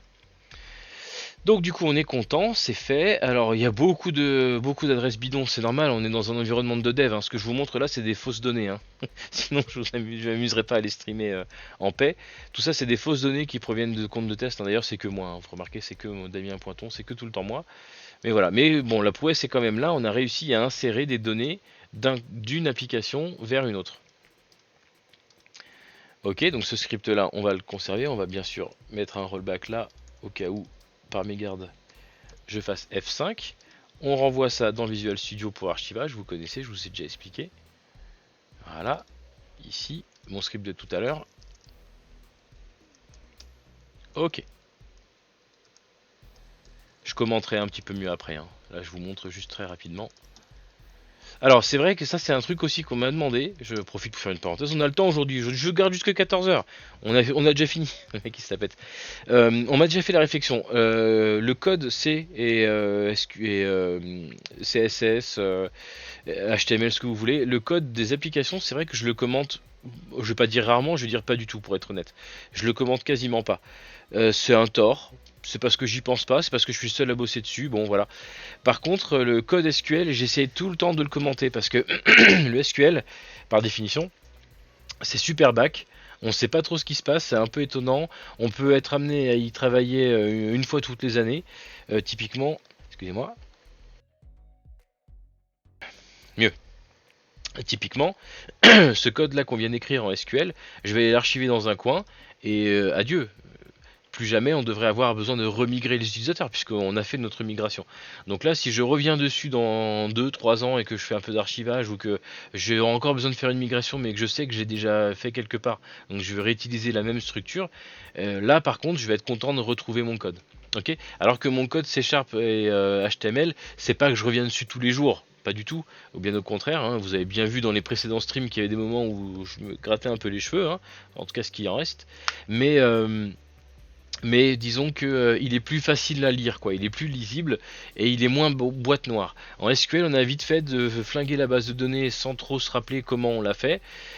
Typiquement, rappelez-vous, hier j'ai fait une sauvegarde et une restauration de ma base de données et ça m'a laissé la base de données de source en mode restauration. Donc là j'étais un petit peu deg et j'ai galéré un petit peu à trouver la requête qu'il fallait pour rétablir la situation. Ça arrive, c'est des choses qui arrivent et dans ce cas-là je vous encourage vraiment les Boss à commenter au max tout ce qui est au plus bas niveau, une base de données, un accès à un fichier Excel par exemple ou un algo qui va aller parser un script PowerShell, ce genre de truc. Par contre, ce qui est couche applicatif et business logique, c'est documenté. Il y a forcément un cahier de charge quelque part, il y a forcément des analyses fonctionnelles ou des tests des tests fonctionnels, des tests unitaires qui sont mis en place. Donc c'est pas qu'il faut pas le faire, hein. C'est que c'est moins grave si vous le faites pas. Ok, Medibos. Donc ça, je considère que c'est pas livré hein, c'est ça, puisque pour le moment ça fonctionne en dev. Donc on va le préciser quand même. On l'a livré aujourd'hui. Voilà. Par contre, la livraison en prod, c'est non. Pas encore. Ok, Medibos. Donc là, on est bon. Du coup, on va le tester. Vous savez quoi? On va le tester en live. On va le tester en live si ça a marché. On va tenter, hein. On est un petit peu, on fait du zèle, voilà. On boit un peu d'eau. C'est important, buvez les divos, il fait chaud. On va tenter de se connecter à Collect avec un compte Rehost. Pourquoi pas? Un compte Rehost, c'est-à-dire, c'est-à-dire un de ceux-là, les derniers que j'ai ajoutés. Du coup, non, c'est faux. On est sur la Dibri User. Alors, Jean-Edouard, ça c'est un compte qu'on a créé sur Rehost il y a quelques jours quand on faisait mes tests là de cookies. Je suppose que j'ai mis un 2, 3, 4, 5, 6 en mot de passe, donc on va essayer tout de suite. Je crois que j'ai déjà utilisé cette adresse mail là. Ah ouais, là on va être emmerdé. Parce que j'ai 2 fois le même login. Ça c'est pas bon, pas bon, pas bon. Donc du coup il va prendre le first or default. Bêtement, hein, c'est normal. Voilà. Ça c'est parce que côté application, côté base de données, ça doit être unique, il n'y a pas de problème. Par contre côté application, ça doit être unique. Et donc côté application, c'est pas la base de données de décider qu'il n'y a qu'un seul login. Elle n'est pas indexée cette colonne. Donc du coup on est bien emmerdé. Et ben on va essayer autre chose. On va les deleted. Alors ces champs là, ces colonnes là. Hein. On va être obligé. Hein.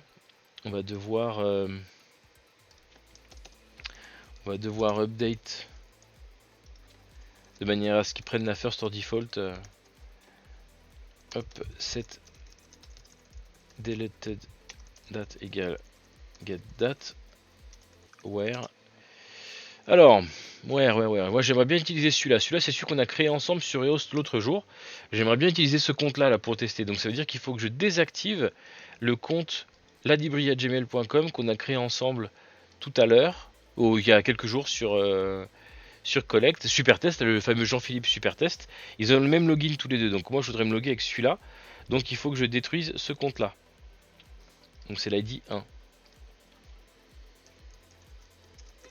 Voilà. Si je fais ça, normalement, celui-là, il a une date de suppression. Ok, donc ça veut dire il rentrera pas dans la requête et on ira vérifier ça dans 30 secondes. Mais par contre, c'est à la place, c'est celui-là qui va être utilisé, qui n'a pas de date de suppression. Donc c'est bien Jean-Edouard qui devrait être connecté. On va aller vérifier ça très rapidement dans le code ici de l'application. Au niveau du contrôleur. Où est-ce que je fais mes là ici, ouais, dans le login, j'imagine. Perform login, c'est plutôt dans le service.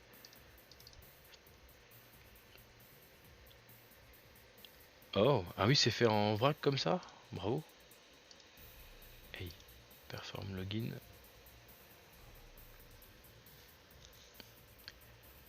Get user, ouais, c'est dans l'autre service, c'est pour ça. Ok, on fait un get user, vous me suivez? Ouais, ok, parfait. On fait un get user et donc on fait un first or default. Voilà. On va chercher dans la base de données à connecter un utilisateur qui n'est pas supprimé. D'accord? Donc ça veut dire que déjà j'exclus d'office Jean-Philippe, qu'on a créé ensemble hier. Hein.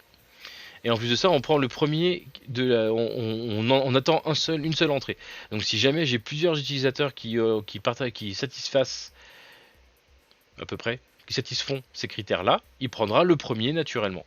Et donc ici, si jamais ça c'était à nul, comme c'était jusque maintenant, il aurait pris le premier, c'est-à-dire celui-là, il aurait ignoré celui-là. Celui-là, je l'ai rendu supprimé.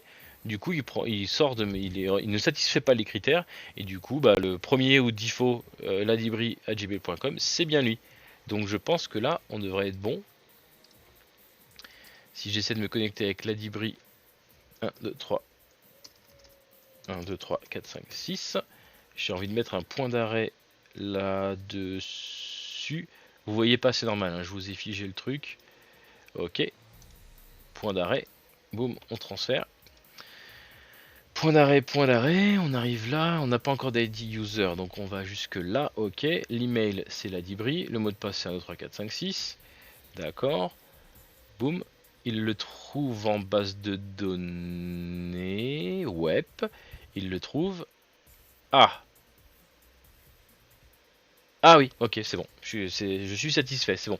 Il le trouve, et il trouve bien l'ID user 39, là, ok. Donc ça veut dire qu'il m'a bien trouvé cet utilisateur là, ok. Pour autant, pour autant, pour autant, il me tège. Pourquoi? Pour autant, il me tège. Pourquoi? Eh bien, c'est parce que le mot de passe de l'utilisateur Jean Test, hein, celui de, je vous rappelle, hein, c'est celui de Rehost là, il a été généré avec le grain de sel qui n'est pas de l'application Rehost, pas de l'application Collect. Ok.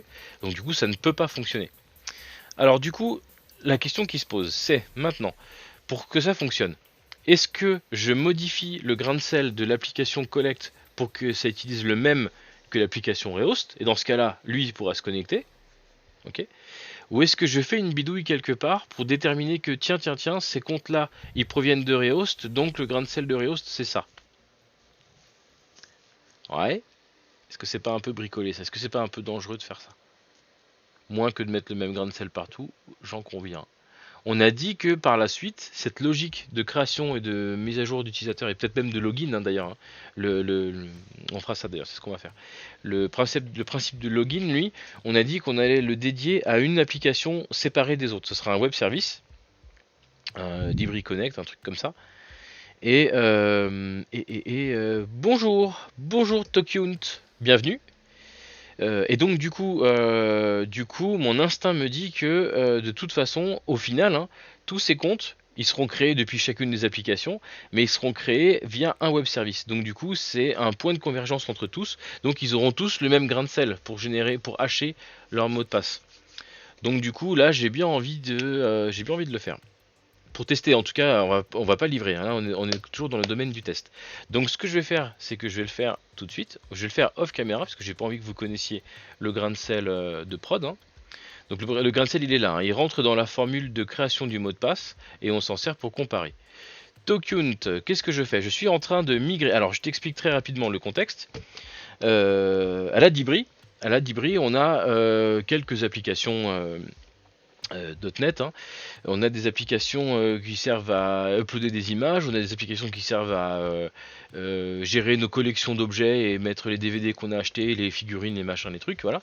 On a plusieurs sites comme ça, et d'autres qui vont arriver d'ailleurs. Et la réflexion, elle est que il y a plusieurs applications qui, du coup, les utilisateurs ont plusieurs comptes. Typiquement, moi, quand je veux aller uploader une image sur mon site d'upload, je vais utiliser mon compte de ce site, c'est Rehost. Si je veux aller si j'ai acheté un nouveau Blu-ray que je vais mettre dans ma collection Blu-ray, je vais me connecter à Collect, donc l'application. Et là, je me dis, au bout d'un moment, des idées, j'en ai plein la tête, on est plusieurs en plus à bosser ensemble là-dessus. Je me dis, un jour ou l'autre, je vais avoir 3, 4, 5 applications comme ça, et j'aimerais bien que je puisse utiliser le même compte pour toutes ces applications. Donc, je suis en train de créer une application, une base de données, la Dibri, qui contiendra tous les comptes utilisateurs de toutes mes applications, et un compte utilisateur Dibri te permettra d'accéder à tous les services de la Dibri, tout simplement. Les services, donc le rehost d'images, le collect pour les collections, il y a des générateurs de liens raccourcis, il y a plein de trucs qui vont arriver comme ça. Et du coup, plutôt que de multiplier les comptes et donc les mots de passe, etc., c'est l'enfer, on va essayer d'utiliser un seul compte commun. Du coup, là, ce que je suis en train de faire, ce que je montre aujourd'hui, là, le but de cette deuxième partie du stream, là, c'est d'aller faire migrer les utilisateurs qui sont actuellement dans l'application qui a le plus d'utilisateurs, c'est-à-dire Rehost, et permettre donc à un utilisateur de se connecter à Collect avec un compte Rehost, tout simplement. Et donc là tout de suite là ce dont je parlais c'était le fait que les mots de passe en base de données sont chiffrés bien évidemment et ils sont chiffrés avec un grain de sel, ce qu'on appelle un grain de sel, c'est ce qui permet de brouiller le texte en clair, le mot de passe. Et donc du coup chaque application a son propre grain de sel justement pour pas qu'on puisse hacker les comptes comme ça. Mais comme là maintenant on veut rendre en commun les comptes utilisateurs, il va falloir que je rende la possibilité à un utilisateur Rehost de se connecter à Collect. Donc il va falloir mettre en commun le grain de sel. C'est ce qu'on va faire tout de suite.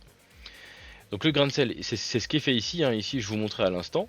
Là, je viens de me loguer. Ouais, oui, effectivement. Alors au sens très très large, hein. C'est au sens très très large parce que c'est du 100% fait maison. C'est une petite base de données ici en local. Mais oui, l'idée est là. Tu as tout compris. L'idée, il est là. C'est qu'avec un seul compte, Pour le moment, c'est des comptes qui sont chez moi d'ailleurs, hein. Vos données sont protégées, elles sont chez moi, elles sont chiffrées, c'est sauvegardé, c'est mis sous clé, et tout, il n'y a aucun souci. Mais peut-être qu'un jour, si la suggestion, si le contexte s'y prête, peut-être qu'un jour j'autoriserai les gens à créer des comptes d'Ibri avec leur compte Facebook ou avec leur compte Google, ou voilà, de manière à ce qu'ils utilisent vraiment un seul compte pour tout, quoi. Le but c'est pas de multiplier les comptes et les mots de passe parce qu'on les oublie tous sans arrêt. Moi, je suis comme vous, hein. Donc la facilité, ce serait de faire un compte, d'abord un compte d'Ibri, ce sera plus simple pour tout le monde, et ensuite peut-être un compte effectivement, si vous voulez vous connecter avec votre iCloud et tout, j'essaierai de développer le connecteur qui va bien, ça s'appelle un connecteur. Voilà, et donc du coup là justement mon connecteur, je vais devoir le modifier pour autoriser les comptes Rehost à accéder à Collect. Et ça, je vais le faire hors caméra parce que j'ai pas envie que vous voyiez le grain de sel. Le grain de sel, il est dans le Crypto Helper. Donc c'est normal que vous voyez pas le code pour le moment. Alors, en l'occurrence, moi aussi, un Tokyunt, hein, donc, excuse-moi si j'écorche ton pseudo, n'hésite pas à me corriger.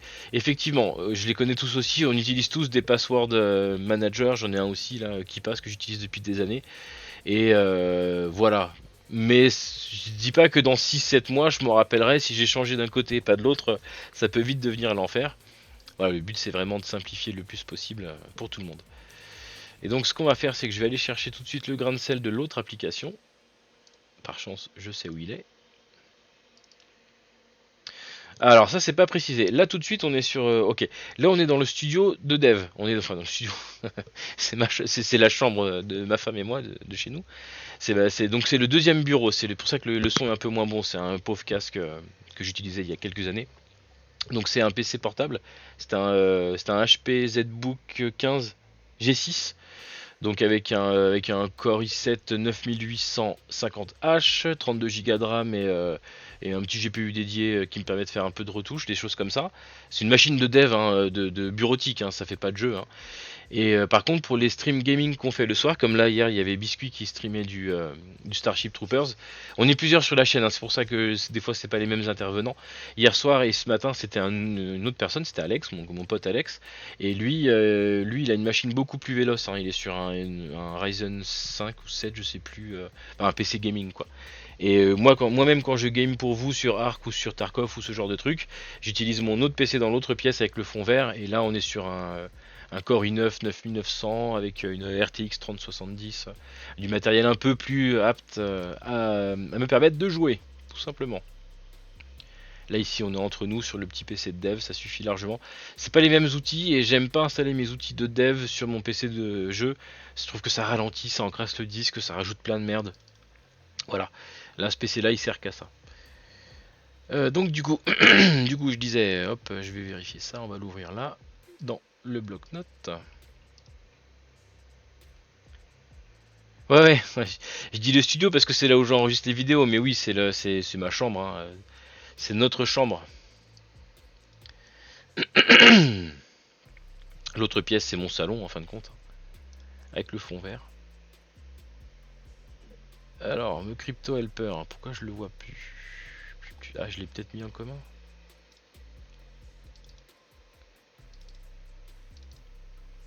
Hop là. Ok, on va essayer ça.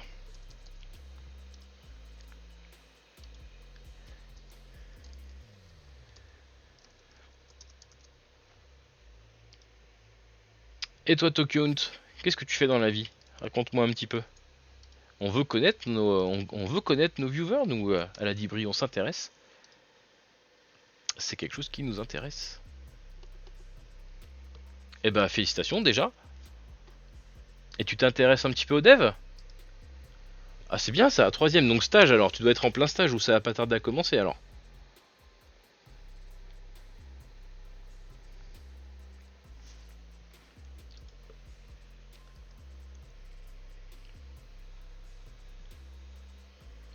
Fini. Ah, d'accord, c'est aussitôt que ça, je me rappelle plus. C'est moi, la troisième, mon pauvre, ça fait quelques années.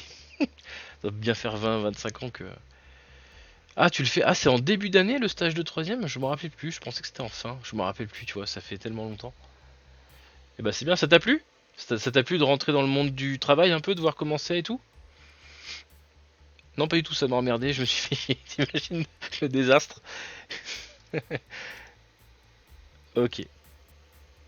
Ah, bah, c'est bien ça. Dans quelle branche tu l'as fait dans l'informatique? Dans de l'architecture, dans des admin réseau, non? Du développement? Du gaming, hein, il y a aussi des boîtes qui font du gaming.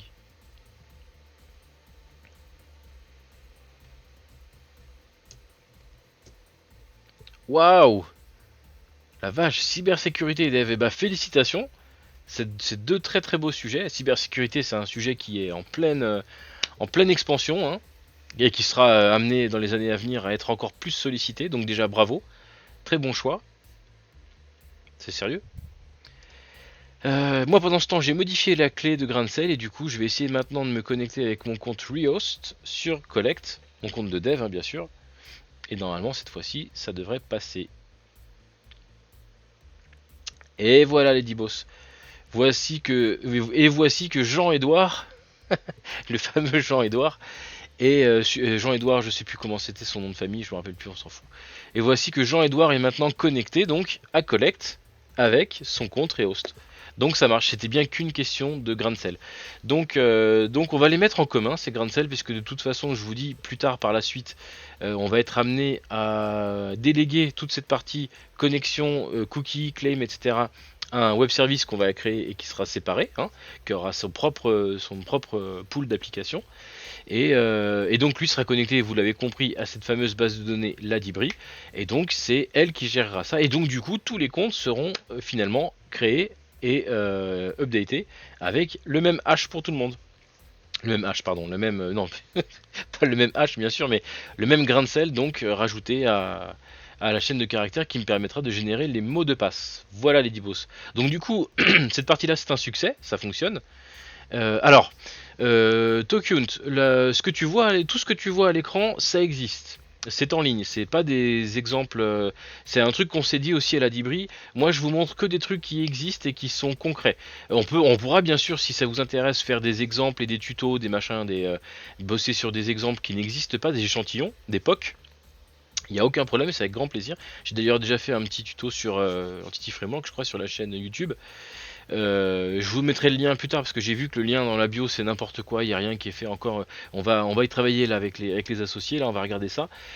Quoi qu'il en soit, Collect ça existe, collect.dibri.com ça existe, c'est un site qui existe hein, sur lequel tu peux créer tes collections d'objets. Pas la version qu'on est sur laquelle, donc c'est-à-dire la 1.1, hein, pas la version 1.1 sur laquelle on est en train de bosser, celle-là n'est pas encore livrée, elle sera livrée euh, quand ce sera possible. Astérion, bienvenue, bonjour, bienvenue, installe-toi. Mais par contre, Rehost, lui, il existe, hein, il est en prod. Juste en début de stream tout à l'heure, on a fait une modif et on l'a livré et c'est parti en prod. Hein. Donc rehost.dibri.com, là en l'occurrence, ça existe. Donc du coup,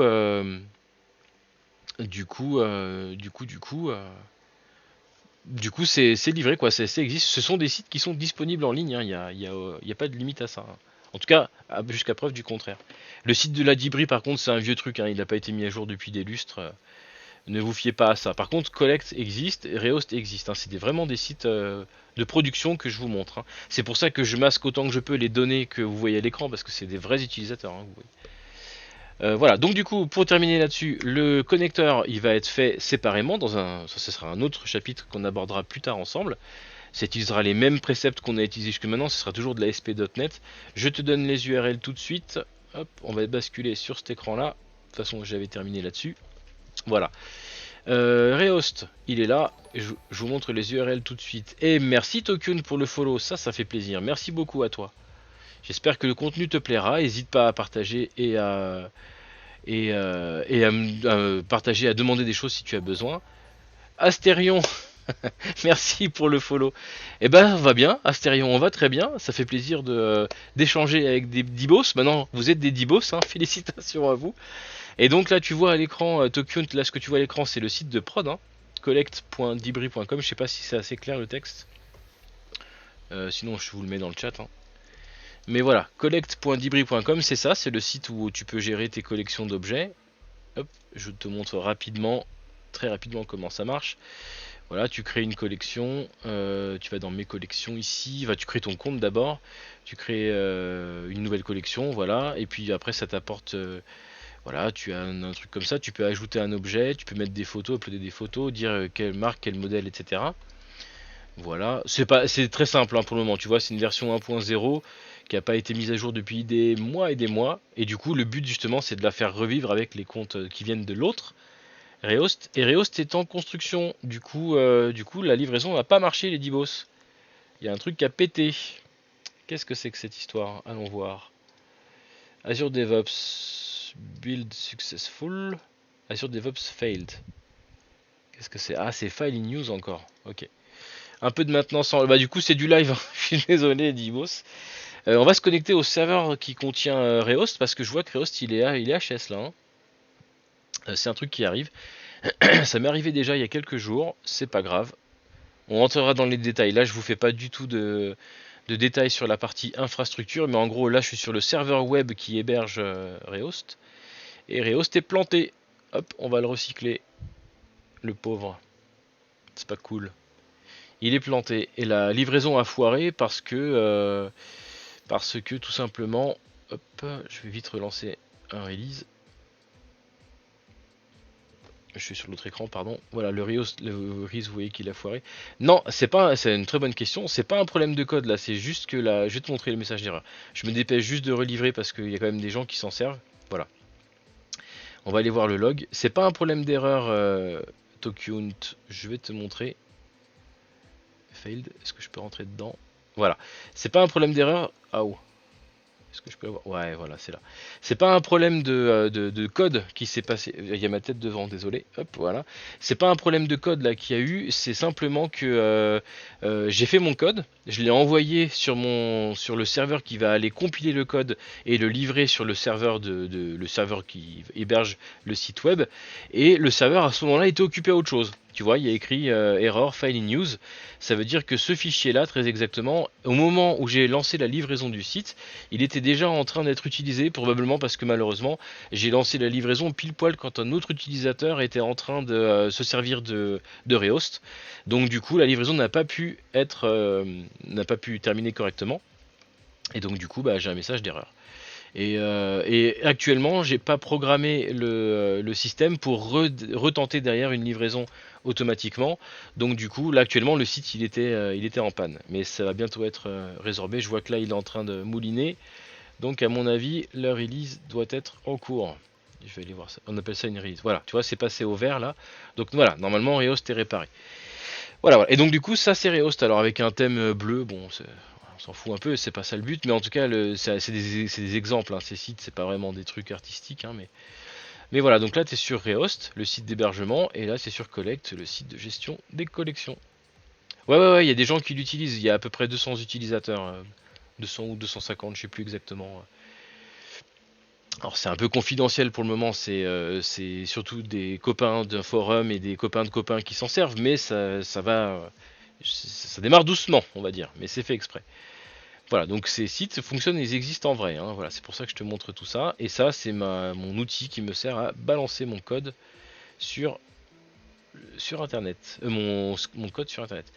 Au niveau des work items, du coup, pour résumer et en revenir à nos sujets, ouvrir le compte Rehost aux autres applications. Ça, c'était le sujet qu'on était en train de traiter, les Dibos. Et bah écoutez, on a bien avancé. On n'a pas terminé, hein, il reste encore pas mal de choses à faire. Typiquement, il y a cette histoire de grain de sel là qu'il va falloir qu'on trouve une solution pour généraliser le truc. Donc pour le moment, je livre rien, hein, on reste avec les versions actuelles de Collect et de Rehost. Mais le concept avance, on a fait notre migration, donc déjà cet objectif-là il est atteint.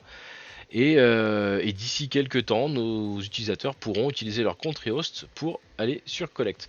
Avant de pouvoir livrer quoi que ce soit, il faut que j'informe les utilisateurs actuels de Collect que leurs comptes vont être supprimés au profit de leur compte Rehost pour ceux qui en ont déjà un. Et je crois que c'est pas le cas. Hein. J'en avais parlé un petit peu plus tôt dans le stream. Normalement, ce n'est pas le cas. Mais donc voilà. Ok, Medibos. Alors, si vous avez d'autres questions, n'hésitez pas. Alors, quelles études j'ai fait? C'est une bonne. Vous savez quoi? On peut partir un peu sur un petit échange comme ça entre nous, une petite discussion. Ça me dérange absolument pas, bien au contraire. Je vais laisser du code à l'écran parce que on pourra en discuter. Non, non, non. Moi j'ai fait un bac général il y a 20 ans quasiment maintenant. Et ensuite, j'ai démarré une école d'ingénieur en banlieue parisienne. J'ai trouvé. Alors, déjà, le niveau était balèze, hein, une école d'ingénieur avec une prépa intégrée. Déjà, c'est très cher. Une école d'ingénieur privée, c'est très très cher. Les années que tu y passes coûtent très très cher à toi ou à tes parents. Moins qu'aux États-Unis, mais quand même, hein. Et en plus de ça, le niveau est ultra soutenu. Moi, je venais d'un lycée j'avais un niveau plutôt correct. Je vais pas dire que j'étais bon, loin de là, mais j'avais un niveau, ça va, moyen, on va dire. J'ai eu mon bac S tranquillement, même au rattrapage, si je ne dis pas de bêtises, mais de manière tout à fait moyenne, on va dire.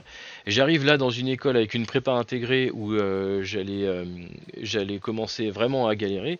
Et plutôt que de faire gaspiller de l'argent à mes parents, j'ai préféré, et en plus apprendre des trucs qui m'intéressaient clairement pas. On apprend du C++ dans ce genre d'établissement, c'est très bien, hein, du C, du C++, c'est très très bien. Et puis on apprend beaucoup de maths, c'est bien aussi, mais moi ça m'intéressait pas, j'étais pas bon du tout, j'avais pas le niveau pour aller en deuxième année. Donc du coup j'ai intégré un DUT, et j'ai fait un DUT génie électrique et informatique industriel, pareil en Ile-de-France, hein, en banlieue parisienne. Et donc c'est là que je me suis arrêté. J'ai eu mon DUT du coup assez facilement parce que l'école d'ingénieur quand même prépare assez bien pour ça. Et en DUT par contre là on voit des trucs un poil plus modernes et encore, hein. On a fait du Java, on a fait du C++, on a fait, on a parlé un petit peu de conception et d'architecture, des choses comme ça, de réseau, machin, notamment de réseau. Et voilà, et donc du coup j'ai terminé après mon DUT, j'ai plus envie d'études, ça m'a saoulé, les études me saoulaient à ce moment-là. Donc du coup je me suis arrêté à mon niveau Bac+2 et j'ai commencé à bosser comme ça. Donc mon niveau à moi c'est un niveau Bac+2, génie électrique informatique industrielle, c'est un DUT. Ça n'existe plus maintenant d'ailleurs, ça doit être une... je sais plus ce que c'est à la place, ça doit être des... ça a changé quoi. Alors, c'est bien oui et non, je veux pas, c'est pas moi j'étais bien, j'étais comme un poisson dans l'eau à ce moment-là parce que, mon niveau quand même technique que j'avais acquis pendant ma première année d'école d'ingé était vraiment élevé. Honnêtement, l'école préparait très, très bien à ce niveau-là. Donc mes 2 années de DUT se sont très bien passées. Par contre, tout ce qui était théorique, j'étais une bille. Les maths, les algorithmes, pas les algorithmes, mais tout ce qui est polynôme, les transformés de Laplace, les machins, des trucs comme ça, c'est joli, hein, ça fait des très belles copies avec des belles formules, hein. Les dérivés, les intégrales, c'est beau, mais non, voilà. Donc, GE2I, ouais, bah donc ça existe toujours, alors d'accord. Bienvenue Dark Studio. Et oui, ça, c'est un GE2I, c'est exactement, c'est génie électrique informatique industriel. Et bah c'est très bien ça, Astérion. Je connais pas du tout, je sais pas quel niveau ça parle, mais du coup là ce qui est intéressant dans ce que tu dis, c'est le terme généraliste. C'est aussi pour ça que j'avais choisi ce DUT là, c'est que c'est des niveaux, c'est des diplômes qui sont très généralistes et du coup tu peux faire un peu de tout avec. Normalement avec un GE2I, tu peux même re-rentrer en école d'ingénieur si ça t'intéresse. Ou faire une licence pro, etc. Il y aura peut-être un petit peu de remise à niveau à faire en maths parce que bon, le niveau est quand même moins fort, moins élevé que sur. Je vais pas dire moins fort parce que c'est pas les mêmes. C'est juste que c'est pas les mêmes choses que tu vois par rapport à une vraie école d'ingé ou une MPSI, surtout une MPSI. Mais c'est des diplômes qui sont très généralistes, hein. Tu fais même de l'éco, de la philo, des trucs comme ça, hein. Et donc Team Python PowerShell, absolument les gars, Python c'est très très bien, on fait des tas de trucs super intéressants avec. Java aussi. Java, je vais pas me faire des amis en vous disant que c'est une technologie qui est un petit peu sur la fin, mais ça marche très très bien, on fait des trucs super puissants avec, c'est très très bien le Java. Moi j'aime pas trop parce que je trouve que sur les applications web, c'est correct, mais on trouve quand même pas beaucoup de choses sur internet. J'ai plutôt préféré un Ruby, un PHP, un truc un peu que je puisse faire un peu plus custom. Et alors leur côté applicatif qui repose sur la JRE, faut arrêter maintenant. Ça c'est des trucs qui sont archaïques. C'est beaucoup moins performant qu'une application .NET ou même une application native en C++. Etc. Mais sinon, ça marche très très bien. Un Python, c'est super pratique, hein, ça s'apprend très vite. Et le PowerShell, bah là, c'est ce qui se fait en standard maintenant. Donc, félicitations. Donc, tu viens de Suisse alors, mais ça, c'est très bien ça. Ça dure 4 ans, dont 2 en... Ça, c'est super bien. L'immersion en entreprise, les gars, ça, c'est un truc. Quand moi j'étais jeune, c'était un truc qui se faisait un peu avec de l'alternance, des choses comme ça, mais qui n'était pas encore bien démocratisé. Et si je devais le faire maintenant, c'est comme ça que je le ferais parce que mes premières semaines en entreprise ont pas été compliquées parce que j'ai eu de la chance, je suis tombé sur le plus gentil patron de la terre. Mais c'est pas le même rythme et tu as vite fait de prendre des mauvaises habitudes d'un côté que tu regrettes de l'autre, etc., etc. C'est très bien Visual Studio. Visual Studio Code, j'imagine. Ça marche très très bien Visual Studio. Moi, je m'en sers depuis des années parce que forcément .NET oblige. Ici, à la Dibri, vous verrez beaucoup de code en .NET, hein, Microsoft. Mais, bah moi, j'ai pile poil le double Asterion. Je les ai eu il y a quelques semaines. Bon, pile poil le double. Je viens d'avoir 36 ans. Et je suis content de voir que les jeunes s'intéressent à ces technologies-là. C'est très très bien. Faites-en, c'est très bien. De toute façon, c'est le futur, hein. Et donc moi ce que je vous ai présenté ici c'est de la ASP.NET, c'est des technologies de chez Microsoft, hein, mais il en existe des open concurrentes qui marchent très très bien. Moi, l'intérêt que j'ai pour les technologies Microsoft c'est qu'elles sont maintenant cross-platform et que vous pouvez aussi bien faire des sites web pour héberger des photos que des jeux vidéo en 3D avec Unity, des choses comme ça. Ça c'est vachement pratique. Là où dans un domaine concurrent c'est pas les mêmes outils, il faut forcément passer à autre chose. Mais, euh, mais ça marche très très bien, il n'y a pas de souci. Java c'est très bien, hein. Java et Python je te dis c'est très bien, hein. Java c'est... En plus si tu as commencé à apprendre les structures, la conception orientée objet avec Java, franchement bravo parce que c'est peut-être le... Alors déjà c'est celui qui est le plus... ce serait me faire un doigt d'honneur au C quand même, hein, mais le Java c'est clairement celui qui va être, qui va avoir une conception orientée objet la plus simple. Enfin, la plus simple, la plus proche de la philosophie. Et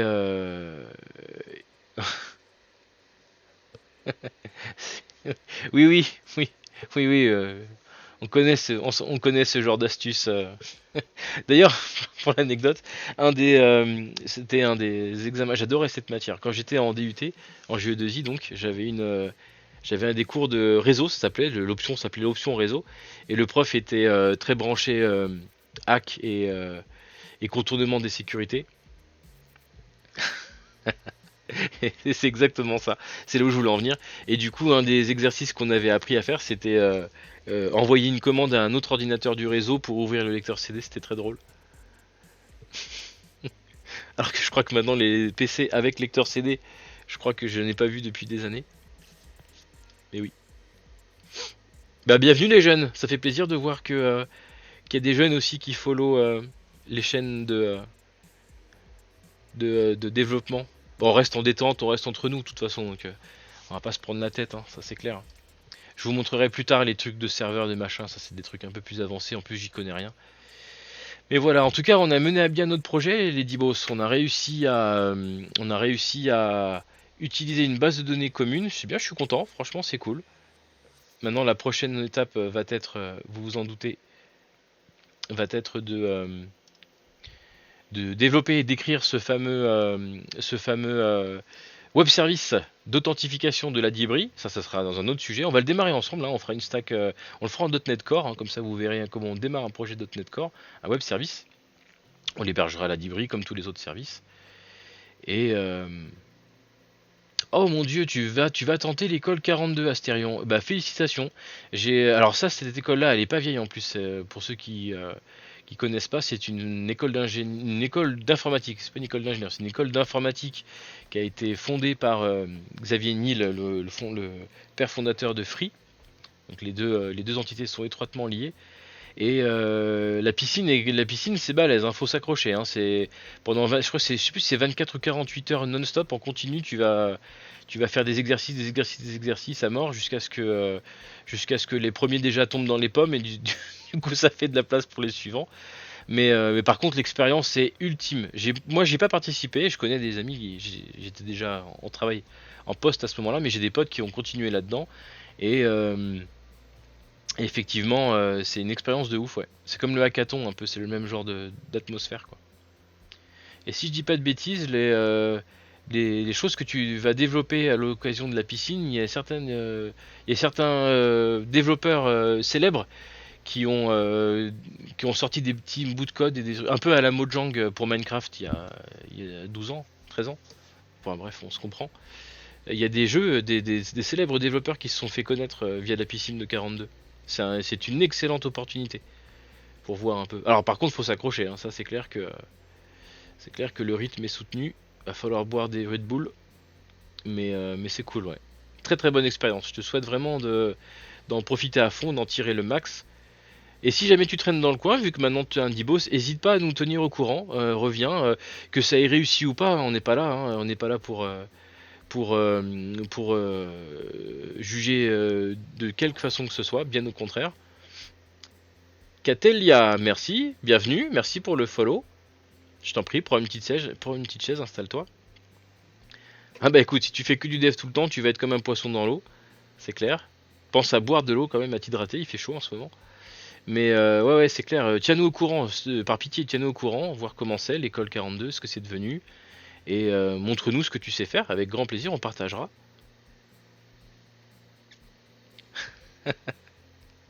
Bah, tu vois, Tokunt, t'es déjà, toi, en fait, toi, tu vas être un hacker, en fait. T'es un hacker en herbe, ça va venir. Mais ouais, c'est clair, mettez à profiter. Et surtout, alors non, oui, Astérion, pas encore, ça va venir. La chaîne, on est en mode bricolage. Hein, t'as vu, je suis dans notre chambre là. Ça va venir. Les Discord et tout, c'est bientôt. Il y a du YouTube là. Je mets des choses sur YouTube. On fait un peu de gaming. On est plusieurs à hoster. Et pour le moment, il n'y a pas encore Discord, mais ça va venir. Je vous tiendrai au courant. Bah c'est bien ça, Tokunt. Perds pas l'habitude, hein, c'est bien ça. Garde cette motivation. Tu en auras besoin déjà. Et c'est comme ça que tu fais ce que tu aimes dans la vie, hein, c'est ça le principal. Hein.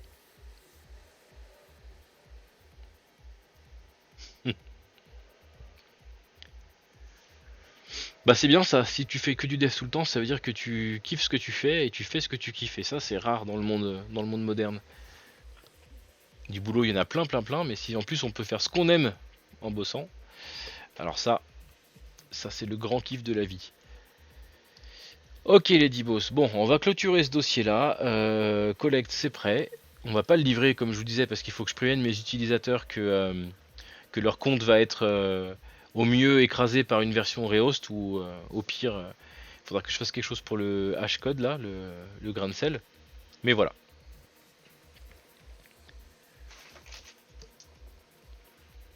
Voilà, voilà.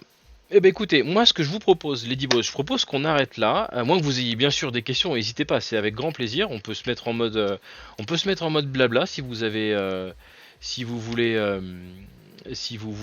qu'on discute, qu'on échange, ça sera avec grand plaisir. Mais moi pour la partie technique, je vais m'arrêter là. Parce que de toute façon, on a couvert tous les sujets du jour et je vais pas démarrer maintenant directement le fameux web service d'Ibri parce que là, ça demande un petit peu de travail d'architecture en amont. Je voudrais vous présenter un truc concret. On va le démarrer ensemble, hein, c'est pas ça le souci. Mais je voudrais le faire proprement et choisir les bonnes technologies parce que ça, les divos, c'est un truc super important quand vous démarrez un projet. Vous connaissez peut-être tel techno, donc vous avez envie de démarrer dans tel techno ou tel techno. C'est très bien, bien au contraire. Hein. La plupart du temps, on peut tout faire avec les technos qu'on fait actuellement. Mais posez-vous 30 secondes, posez-vous la question, est-ce que Python c'est le plus adapté à une extension navigateur? Est-ce que .NET c'est la meilleure idée pour développer un jeu vidéo 3D avec des commandes où la latence est importante? Voilà, il faut se poser ce genre de questions et moi je me les pose actuellement ces questions. Est-ce que mon web service je le démarre en .NET Core ou est-ce qu'on part plutôt sur une techno beaucoup plus bas de niveau et rapide. Je sais pas, on verra, on va en parler de ça. Je vais y réfléchir de mon côté. Je viendrai avec mes propositions pour les prochains streams. Donc voilà, sur la partie technique, on va s'arrêter là et on a fait à peu près le tour. Hein. Je reviens sur mon écran ici là, sur mes work items. Et vous voyez, il nous reste quand même pas mal de travail à faire sur Rehost. J'ai pris Rehost, mais c'est pas le seul, hein, il y en a d'autres. Hein. Et notamment la partie front, les gars, c'est vrai que je n'ai pas reparlé depuis, mais on va dire bravo, on va applaudir Nerak. Nerak, elle a eu sa formation, elle a passé sa soutenance là il y a quelques jours. Je sais pas si elle nous regarde, peut-être elle nous regarde. Elle l'a eu, donc félicitations à elle, elle a sa formation Open Classroom de développeur front. Donc elle va bosser avec nous, on va bosser ensemble sur la refonte visuelle de Rehost. Hein. Elle va participer à ce projet-là. Ça va être super cool, on va s'éclater. Elle va m'apprendre plein de choses parce que moi je suis développeur back, hein, vous connaissez. Je connais pas vraiment le front. Le front, c'est-à-dire l'interface, le CSS, HTML, le JavaScript. Moi, je suis plutôt développeur back, hein, back-end, comme on disait il y a 10 ans. Donc voilà mes dibos, on va s'arrêter là. Encore félicitations à toi, Nerak. Tu te reconnaîtras. Et puis vous retrouverez ce live sur YouTube. Je vais l'éditer un petit peu parce que j'ai laissé passer pas mal d'adresses mail et de login et de mots de passe en clair. Donc bon, c'est pas super cool ça pour les replays. Donc je vais l'éditer très très rapidement. On se retrouve demain midi, même heure, midi 14h pour la prochaine pause. Bah non, pardon, pas demain. On est vendredi, les Dibos. Faut m'arrêter quand je m'enchaîne comme ça. Lundi, midi pour la prochaine pause dev. Ce soir, du gaming. Probablement Ark ou Escape from Tarkov, on verra. Ou une nouveauté, je sais pas, on verra. Mais ça sent le Ark en tout cas. Merci d'être resté jusqu'au bout. Bienvenue aux nouveaux arrivants. Asterion, Tokyunt, Cataligné, je sais pas, je n'ai pas vu ton pseudo, c'est passé vite. Merci pour les follow, hein, comme toujours. Soyez les bienvenus. Prenez soin de vous. Passez une super journée. Bisous les Dibos. Ciao, ciao.